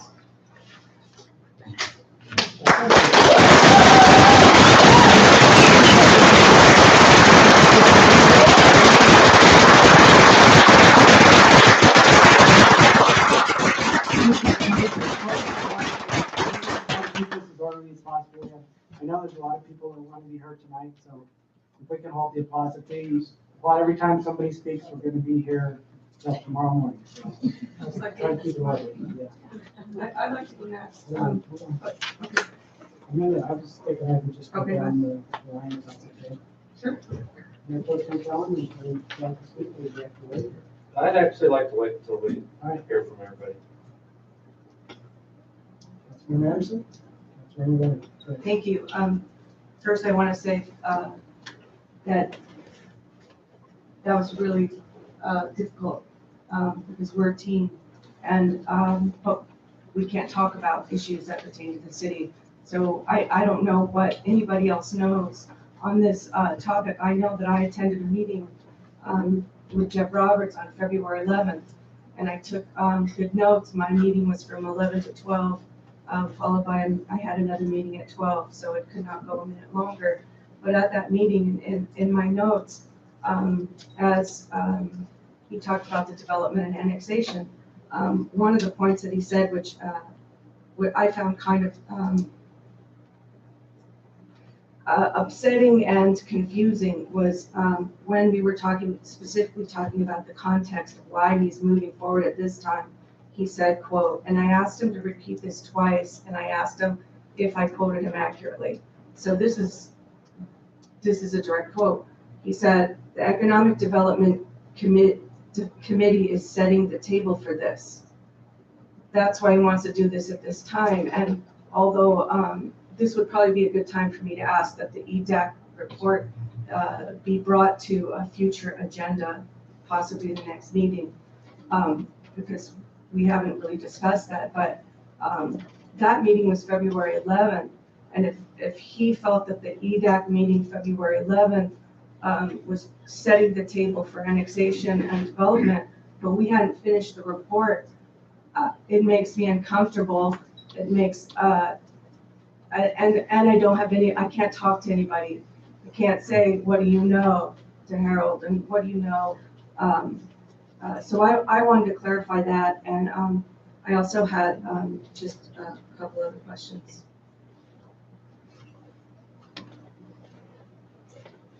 Hold on.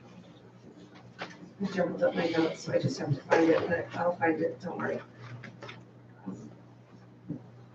I did have that email that we were gonna have to look at resolution number 2001-5, and it says that whereas the City of Winters General Plan is a legal document required by state law, which serves as the community's constitution for development and the use of land within its planning area, and whereas the City of Winters may have occasion to receive planning applications for development projects that are located outside the city's general plan area, whereas there's a desire to require City Council approval prior to accepting applications for development projects that are located outside the city's general plan area, let it be resolved. And it's basically saying that it has to come before council. So I thought that we were going to have that come before council, and then I got an email later saying that it no longer had to come before council. And you know, again, I can't really, you know, who to talk to on that. I think the city should be really transparent, and I also think that if the EDAC, if the Economic Development Committee is going to affect what we decide to do with the development, but before we talk about the general plan, then I think we're doing it out of order, and I want to do it right. I want to do it as transparent as possible. And I also feel that I have a duty to people who voted for me to speak that truth. Thank you. Thank you. Councilmember Anderson? What is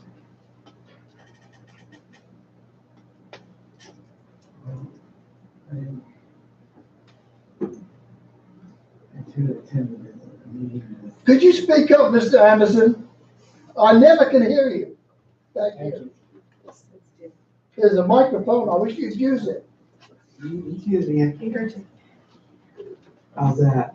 Better. Thank you very much. Thank you. So I attended a meeting with Mr. Roberts also, as Jesse has described. And I don't have much to add to the fact that I was in my opinion is this exercise is going on because there is a requirement that fees, has to do with fees, that they have to be in water and sewer. John, you know, correct me if I'm off course here, but your rates have to be up to snuff in a very short timeline. And make everything balance out. This plan or a similar one has to be enacted within a certain timeline or you're out of luck. Well, in the case of Mr. Roberts, he came in representing, the property owners, the north area. And, as far as any fees or anything like that, I don't think it's regarding any of that. But he came in representing his, to introduce himself to the council members and to talk about their project.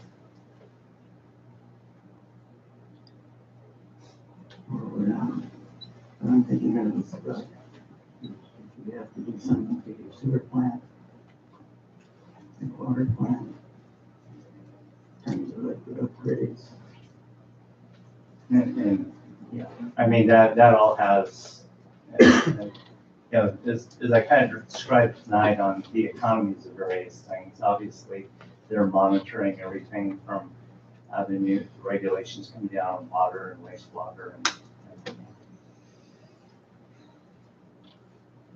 that's kind of what I see as the background for this project. Meeting requirements for this water and sewer. You have to do that in a timely manner, so it's not accurate with the state. invariably. I mean, that's but one element of what they're looking at, but it's not the only reason. They own property and they've expressed not necessarily the desire to do a development, but to plan out their property.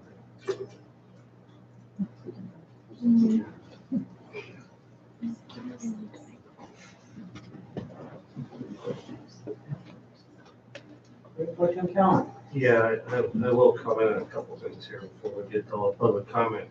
As far as the EDAC committee and the EDAC report, I believe the report is out now, right, John? It's coming to the council meeting soon for approval. But the EDAC committee, which I sat on as well as the mayor, that was put together again for the second go around. The first time is when we developed Grand Avenue guidelines and a lot of good came out of that go around.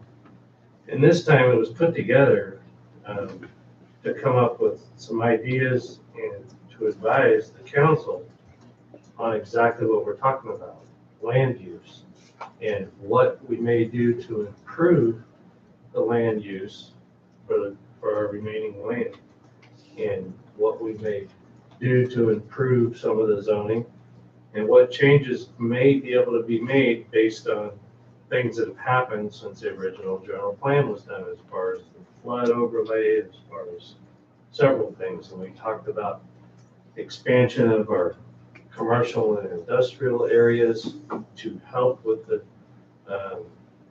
jobs housing balance.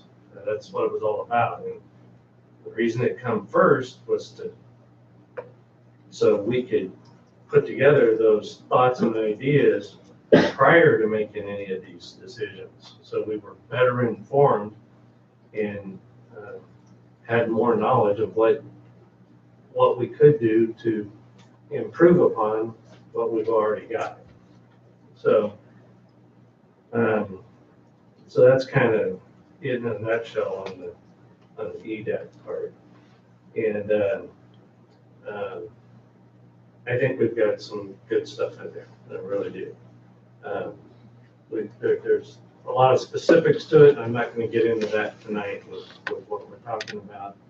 Everybody can enjoy reading it. But I think it was a necessary step in this process.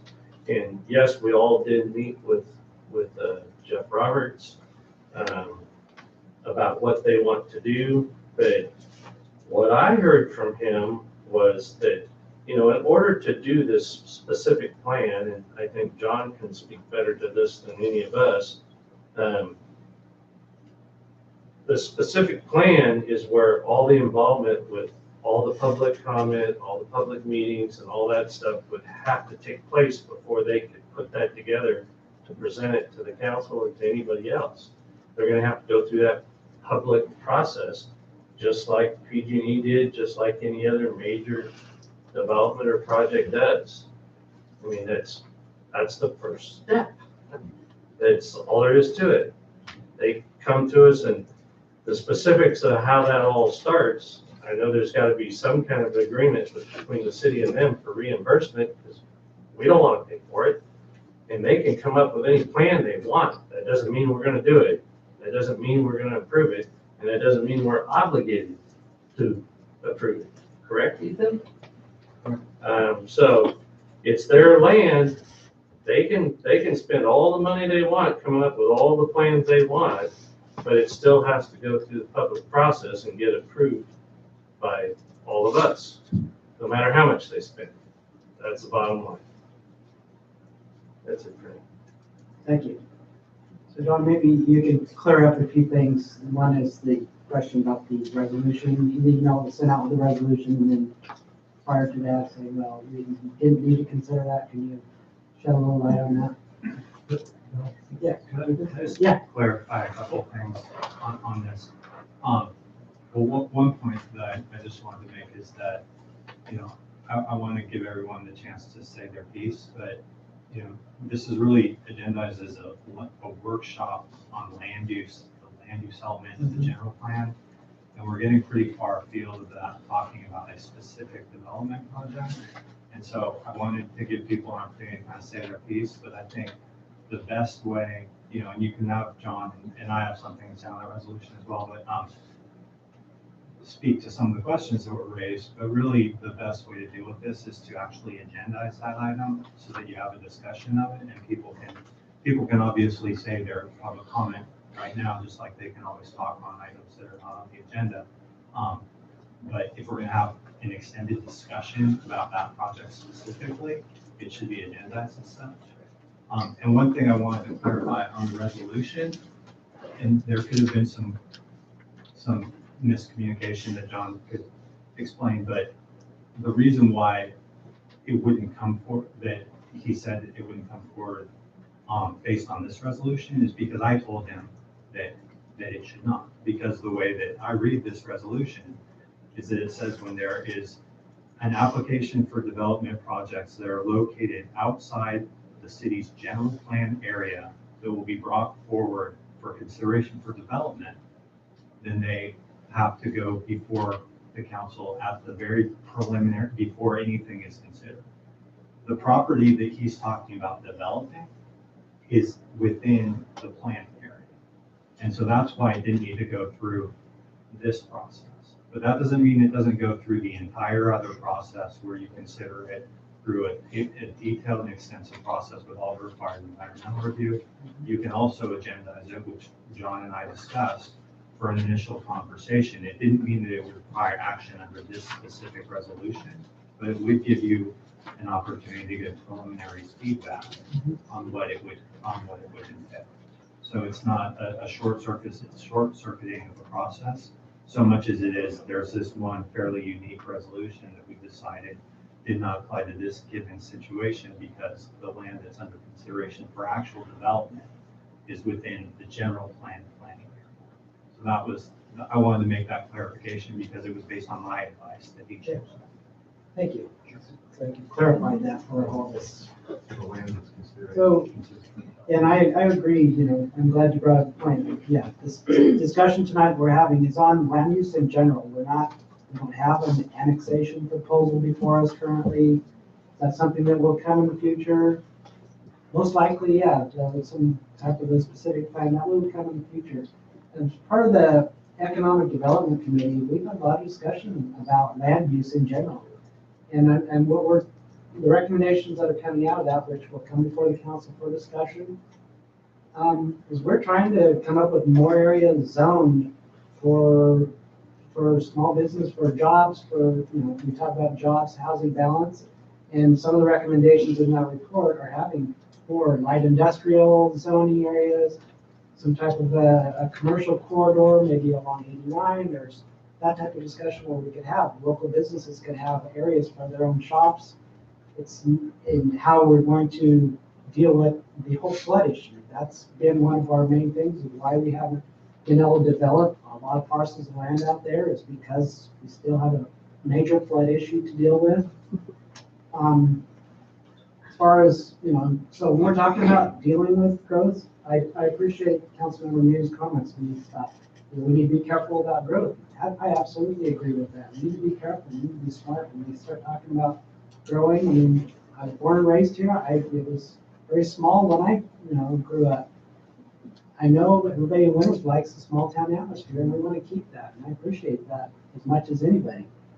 But I know these discussions are things that property owners, there's people that have property within the city limits that's already zoned for development, and we want to make sure the process we go through is that when that's developed, it's done properly and smart, that we plan areas around it that may be developed in the future, and that includes looking at the big picture and not just what's currently in our city limits, but what's in our general plan that's been approved in 1992 and been updated multiple times. As far as getting into talk about Mello-Roos or any of that kind of stuff, that's never been anything I've supported, and if those discussions ever came before us, we would have that discussion, but that's, nothing like that is on the table tonight. We're just having some general land use discussions. I think it's good. I'm glad you asked to have this as an item on our agenda and to bring it up and have these discussions. I appreciate that. So, one question I had also that has come up has been some discussion we've had in the past about submitting for a grant for a general plan refresh. Can you give us an update on the status of that? Yeah, basically we've been approved for it, and we need to do the paperwork and kind of view that as probably in our next fiscal year to start moving on that. I think it's $100,000. Okay. Any more comments, any other council members? Otherwise, I will. Yes. Oh. Okay.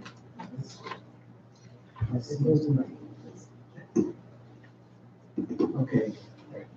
Councilman Wu, your concerns that we had, and one of them I think says relate to general plan in general. And we can check it out if it doesn't qualify, but I'm not in favor of Mello-Roos.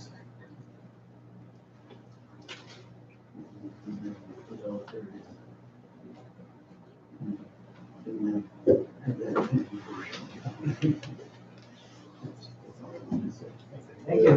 What did you say? Could you repeat that? We didn't hear from the back. I'm sorry, I'm old. Basically, he said that the discussions we've had, and he has the same sentiment as us. He's never been a fan of Mello-Roos, and he does not support them for various reasons. That's just part of Mello-Roos, funding for specific areas, and Right. just in one area, not another. I was under the impression it's already approved. No.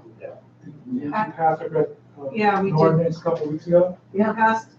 When Shelley presented different financing tools, that was added, and Harold asked why we added it, and what Shelley stated was that we just wanted to expand the tools in our toolbox I'm not sure what date that meeting was, but, there was a vote and it was 3-2. Harold and I were the nays on that. And so it was added as a financial tool, not approved, but it was added as a tool to the city of Winters, as I recall. Correct, I think that's correct. It's nothing, within no knowledge. It is approved. I'll comment on that. Yes. I, asked, before the vote, I asked for clarification on that because I'm not in favor of Melrose either. And the clarification was that every time a Melrose project or idea came up, it would have to be voted on. We were told at that time that it would be to our advantage in getting bonding and funding if it was in our portfolio, but it was not meant to be necessary for us to have Melrose, just say that it was an available thing. Is that right, John? So within the scope of how cities finance and deal with financing projects, there is a wide variety of whether you want to call it a Melrose or an assessment district or a community facilities district, or there's a very wide band. What came before the council was simply just the consideration that these types of things exist and they could potentially be executed, but every single one of them requires. It's no different than the general obligation bonds that the school districts have been doing. There's a vote, there's an assessment, there's a methodology to it, and Melrose is one way that it's done, but there's also general obligation bonds that are issued. There's a very wide spectrum of financing sources, and what actually came before the council on that was something that just included a best practices policy that cities will use in considering financing for various projects that happen. But the idea of the city going out, we have a citywide assessment district that would fall right into that category that we have for light and landscaping, for everybody's like pay the property tax. That's the 82/5 that's on the property tax. So there's no proposal for Melrose. There are ways that things are financed. And that's one of them. It's just part of the entire. Other council comments?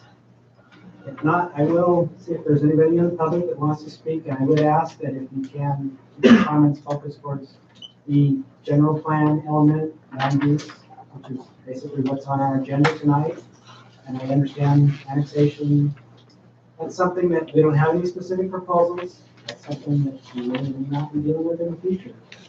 So if there's anyone that would like to speak to that, please take us to the microphone and try to keep your comments brief. It's getting late. I know there's a lot of people that probably want to speak. I don't think we need to put a 3-minute time limit on this at this point. I'll be very brief because I did write you. Yeah, we haven't had a chance to read that. Yeah, thank you. That's fine. It is about the land You use. state your name so we can tell Sorry, that. Mike McCoy, 26738 County Road 34. First off, I want to make it clear that I'm in favor of good growth in the city of Winters. I think that there are so many possibilities here, and we're a great town now. This could be a greater town in the future, no question about it. I think that some of the elements in the general plan land use element clearly point the way. First and foremost is the principle that the rate of population growth is consistent with maintaining a small town character. We all believe that, I believe it. And we just have to figure out how to do that. If we have 500 new homes built all up all at once, does that maintain a small town character? Or do we hope that the markets regulate in such a way that we move slowly, or we do something else about it. The rate of job creation needs to keep pace with housing development. I've seen too many jurisdictions throughout the state of California, and I have worked in many, that have developments that promise the moon when it comes to jobs and commercial properties, and all that ever gets built is the houses. We really need to find a way to lock in commitments that are necessary to have bonded commitments to get what we're asking for from our housing delivery. The creation of affordable housing for existing and future populations is another element in the land use, another piece in the land use element of our general plan. It's very important. When I look at the real estate postings for homes in Stone's Throw right now, I'm hard pressed to find anything under $400,000. That means a $90,000 wage earner. I don't think our school teachers make that. I don't think our laborers make that. I don't think we're really getting there, and that's in the general plan land use element. And then finally, that a reduction in greenhouse gas emissions, and this maybe isn't in the land use element, I think it's in the transportation element, but the reduction in greenhouse gas emissions per capita should be consistent with what SACOG is trying to achieve right now, which is a 19% reduction of 1980 emissions. And we have pledged to that. You have pledged to that. I saw that in the minutes of your meeting, the last meeting, the meeting before, the meeting ago. What are you going to do about it? It's in your general plan. Again, it's a great statement in your general plan. But when your general plan was written, carbon dioxide was not a necessary criteria pollutant, and it is today. So thank you very much. And I think if we use our general plan wisely and interpret it correctly, we're in good shape. Thank you. Yes, next. Hello, everybody. My name is Dick Holtstock, and I'm the president of Davis. And I'm feeling very sad about all of you folks on the city council having to deal with such a mess that you've got to deal with. First of all, I have three things that I'd like to recommend you think about doing. I'd like to live in a city that says once and for all, they will under no circumstances consider allowing any Mello-Roos funding within the city. The only reason they need Mello-Roos funding is because they didn't have enough money when they built the Blooming thing in the first place to do it. So they're putting the cost of its construction off on the poor people that are buying the Blooming house. It's already have to earn a hell of a lot of money to not buy it in the first place. So we need to do a better job of planning and building of housing. So that's one thing. But I recommend to you that you do make a full, outright, strong statement about Mello-Roos. Every one of you say something negative about Mello-Roos, but not enough to say, let's do away with it in winters. I would love to live in a town that did that. One of the other things was I felt very bad when I heard two members of the city council say they feel that they feel like that things are not going in a way that they can understand and manage to make a difference to it. And I think that can only be held in an open hearing. If you're concerned some of these things are going on, have a hearing. All five of you can be there. And you'll be able to ask, did you do this? What was your intent? And those kind of things. I recommend you think about having a hearing to straighten out some of the stuff out for yourself. Don't carry these bad feelings. And then finally, there's a bunch of people, a guy that's got a whole lot of acres north of Winters. Now I understand he's got about 600 that's either in Winters or about to be moved into Winters. I can't still figure it out. But there's all this stuff further north that isn't big enough to put a thunder great big city in there by the same person. And this guy's been doing big building down in Southern California. And we all came here because we want to live in a nice little city, and we're willing to do the odds and end things to make it happen. And you're all, every one of you, are hard workers. I think we ought to make it clear to people like that, we're not interested, we don't want you. Let them say, you know, I don't mind telling those guys, go somewhere else and do that blueprint. I think that most of us would like to get that idea across. Thank you. Thank you. Next. I'm Bob Polkinghorn, 842 Walnut Lane, here in Winters. I live in an area that is very close to the area that was under discussion, brought forth in your slides for annexation.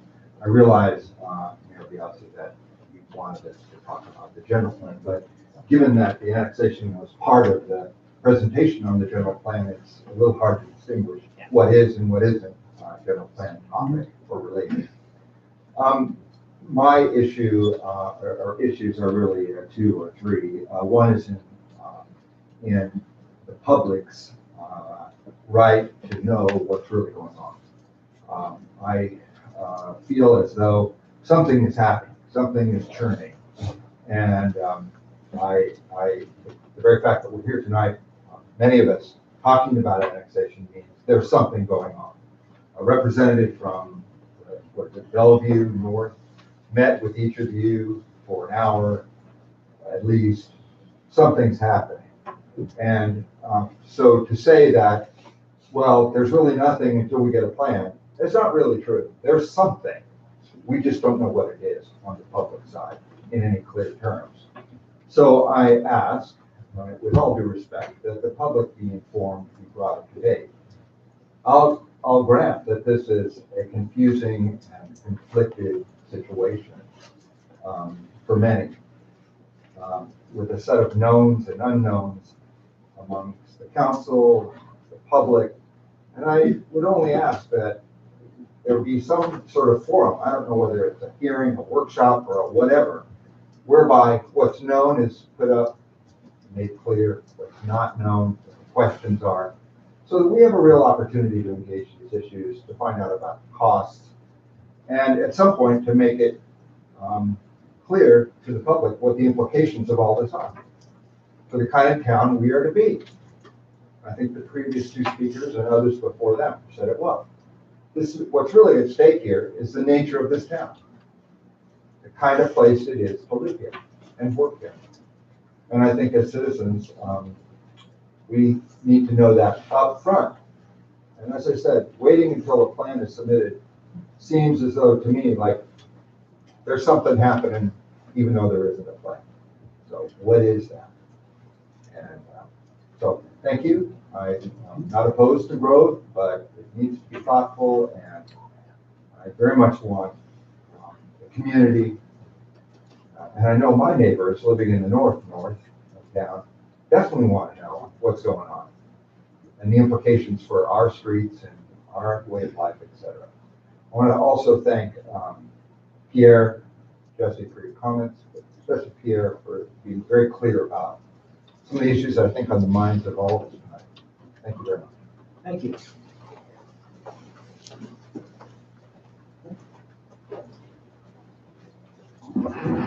Good evening, Albert Viasillo, 210 Main Street, planning commissioner on the DS for 18 years in this community. So I know something about this. I've been where you are, where the planning commission is. But first I want to look at each one of you. Staff works for you. It's up to you guys and girls. Good try now. I call them like the girls do. Anyways, it's up to the individual sitting on the DS. You're the boss. We elected you to run the community. Staff works for you at your direction. So I just want you to remember that. My main comments have to do with the EDAC, and in no way address some of them, but I saw they came out in the manager's report on Friday, and then lo and behold, it has a lot to do with the general plan, and then I'm trying to find out who's on the EDAC. It took me 3 days. You look on the website, and there's nothing there. Before the report was on there was nothing. After the report was published, the report was there. I couldn't find out who was on it, when you met, what the agenda was. Are there meeting minutes? Are there agendas? Were they public meetings? What was going on? As a citizen, I shouldn't have to hunt around for that kind of information. That should be public information because you are representing me, you are spending my dollars. You are affecting my community. And I have a long statement that I could read, but because I know there's other people behind me, I rented it for the record to be able to read it. I think you need to make the processes, as others have said before me, much more transparent and make sure your staff make things transparent. Thank you. Thank you.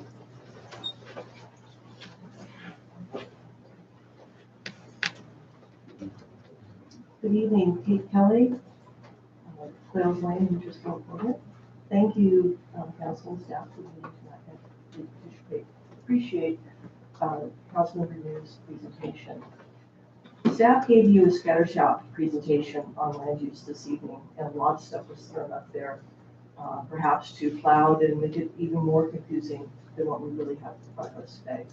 Looks like the item that was agendized was the land use piece. And then there's discussion about this massive proposed project that may be going to increase the town by 40%. As a professional planner who's worked both in this community and many other small communities across California, that's a significant project and is beyond the scope of business as usual type of thing. That's when you take a step back and look at a special process to move that project forward. So thinking of how we move forward from where we are today. We're going to have a refresh in the general plan, and we have a large project for us.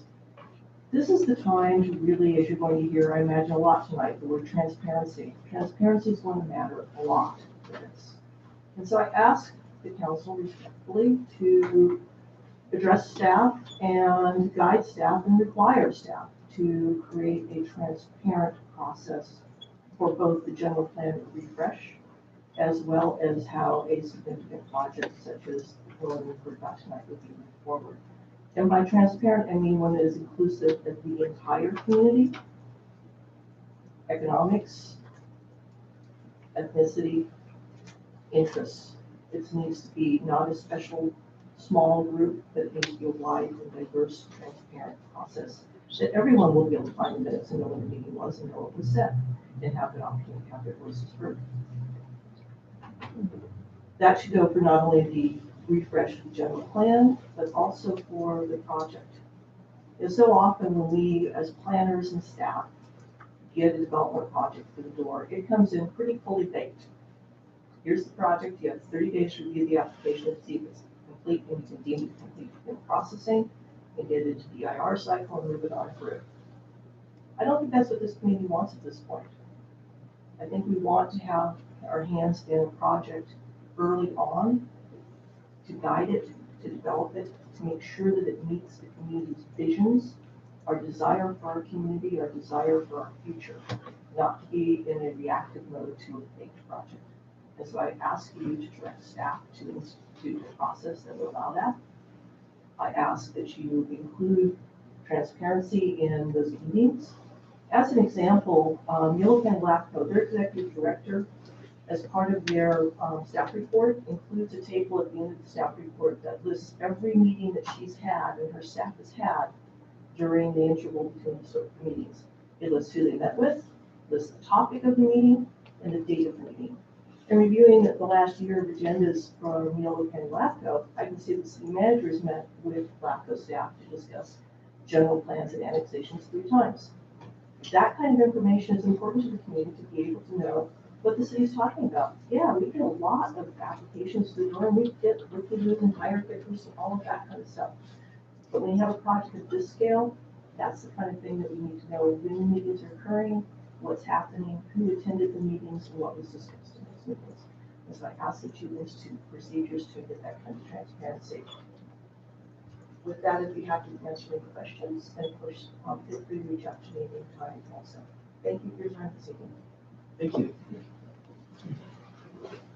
Is there anyone else who would like to speak tonight? Yes, Kate Laddish.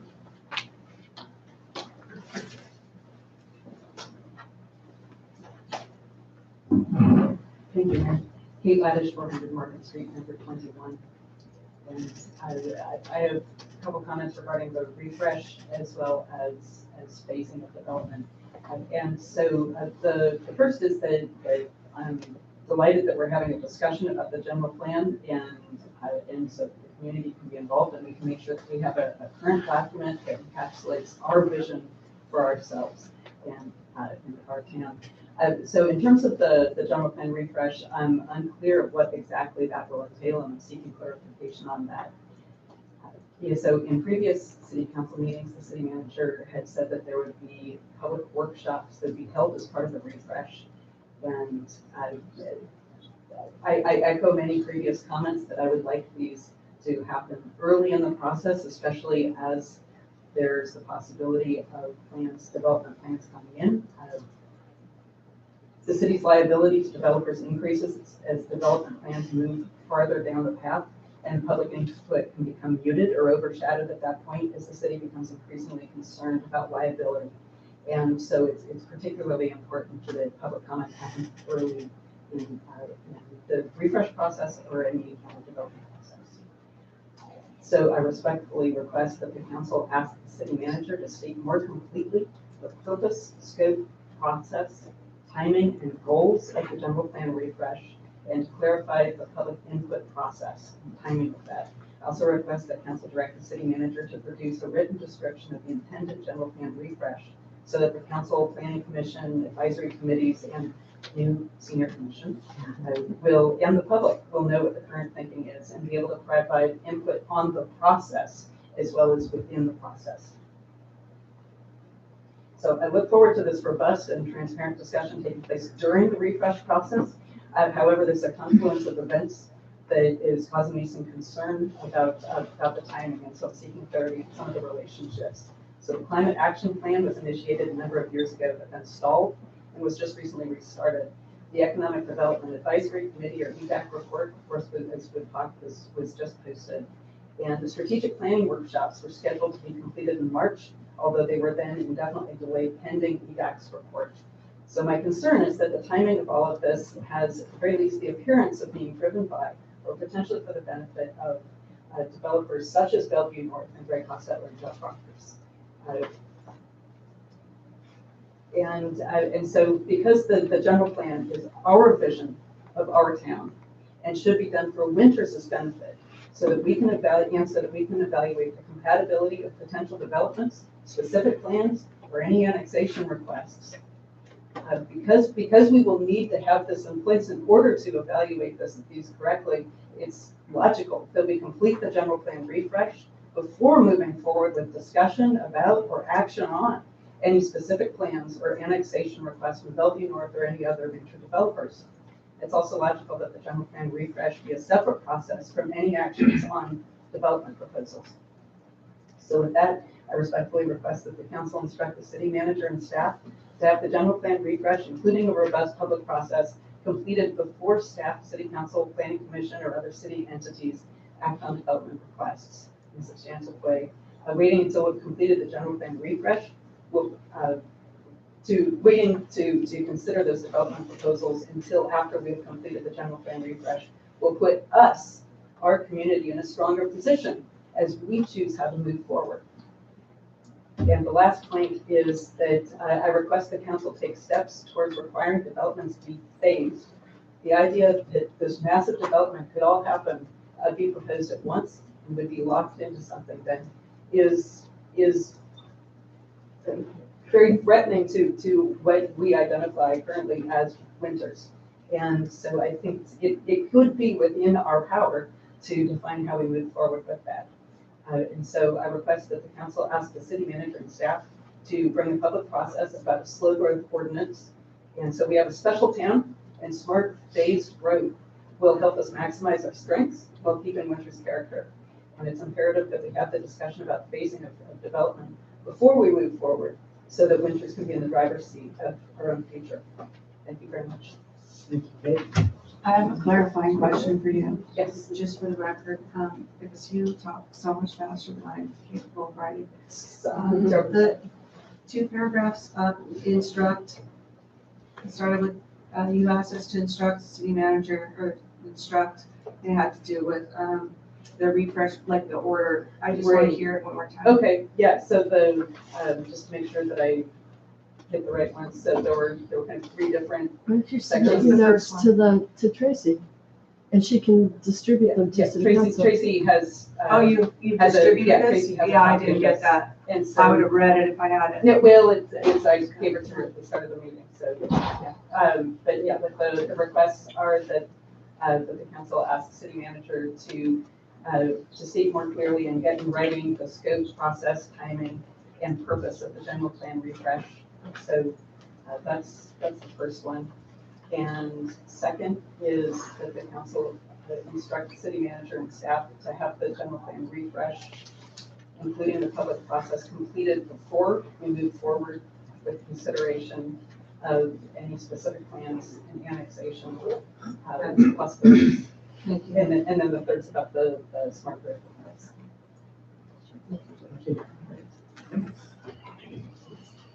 Is there anyone else who'd like to speak tonight? Yes. Please come forward. Rebecca Friday, 112 Levi Village Court. I'm not going to reiterate all the other things people have said. I think what they've said is valuable and very important. But I would like to see, I get to say this, as a former teacher, when I look at this map, one thing I think about is how many students are going to be in this. And has the school district been included in any of the planning? And at what point will they be? Because I think for the school district to get on board, they need to know what's going on. Because the rest of it, that's all I need to say to add on to it. Thank you. Thank you. Okay. It looks like that may be the last one. I'll give it one last shot. Anybody else would like to speak? If not, okay, seeing none. Any other council members have any closing comments? Thank you all for your input tonight. Thank you, everybody. We appreciate the passion in seeing that. Really, it's good to see. We have so many meetings where we have empty chairs out there, and we're just talking to John and Tracy and the Express reporter that's here that night, and it's nice to have some public here. Thank you. Okay, so we'll move along. Next thing is the city manager's report. One thing I encourage everybody to do is like us on Facebook. There's a lot of information that comes out in that. I think came out for they can contact us and get on Friday update. But no, I appreciate all the comments tonight, and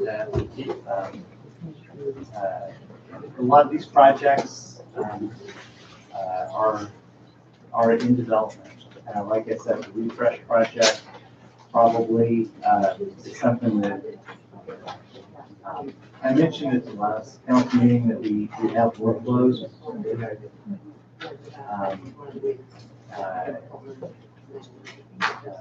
So, I mean, you can't do everything all at once, right? So, I've heard a lot of what I thought were really good comments and things, and I'll try and figure out how to answer a lot of this, because I don't want to discount anything that anybody says. So,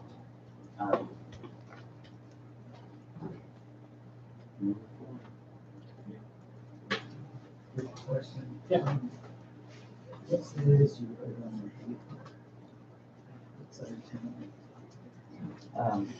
Harold's asking for an update on the Hay Kingdom fire that was going on. Oh. Which one?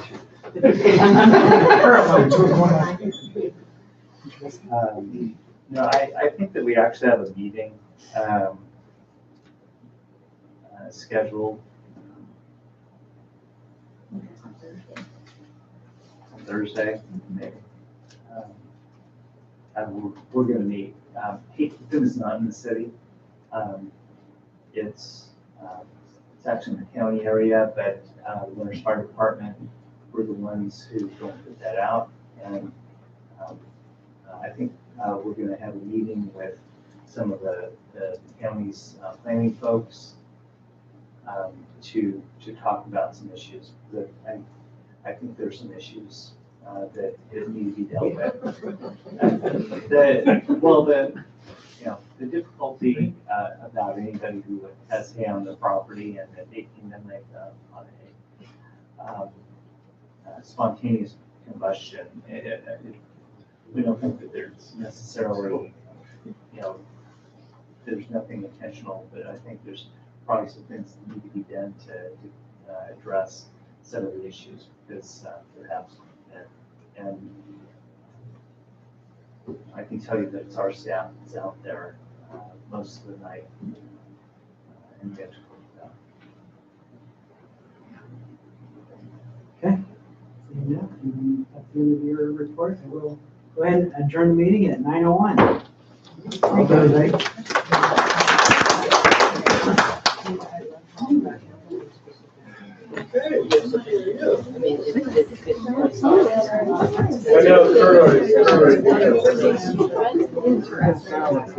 I like Steve.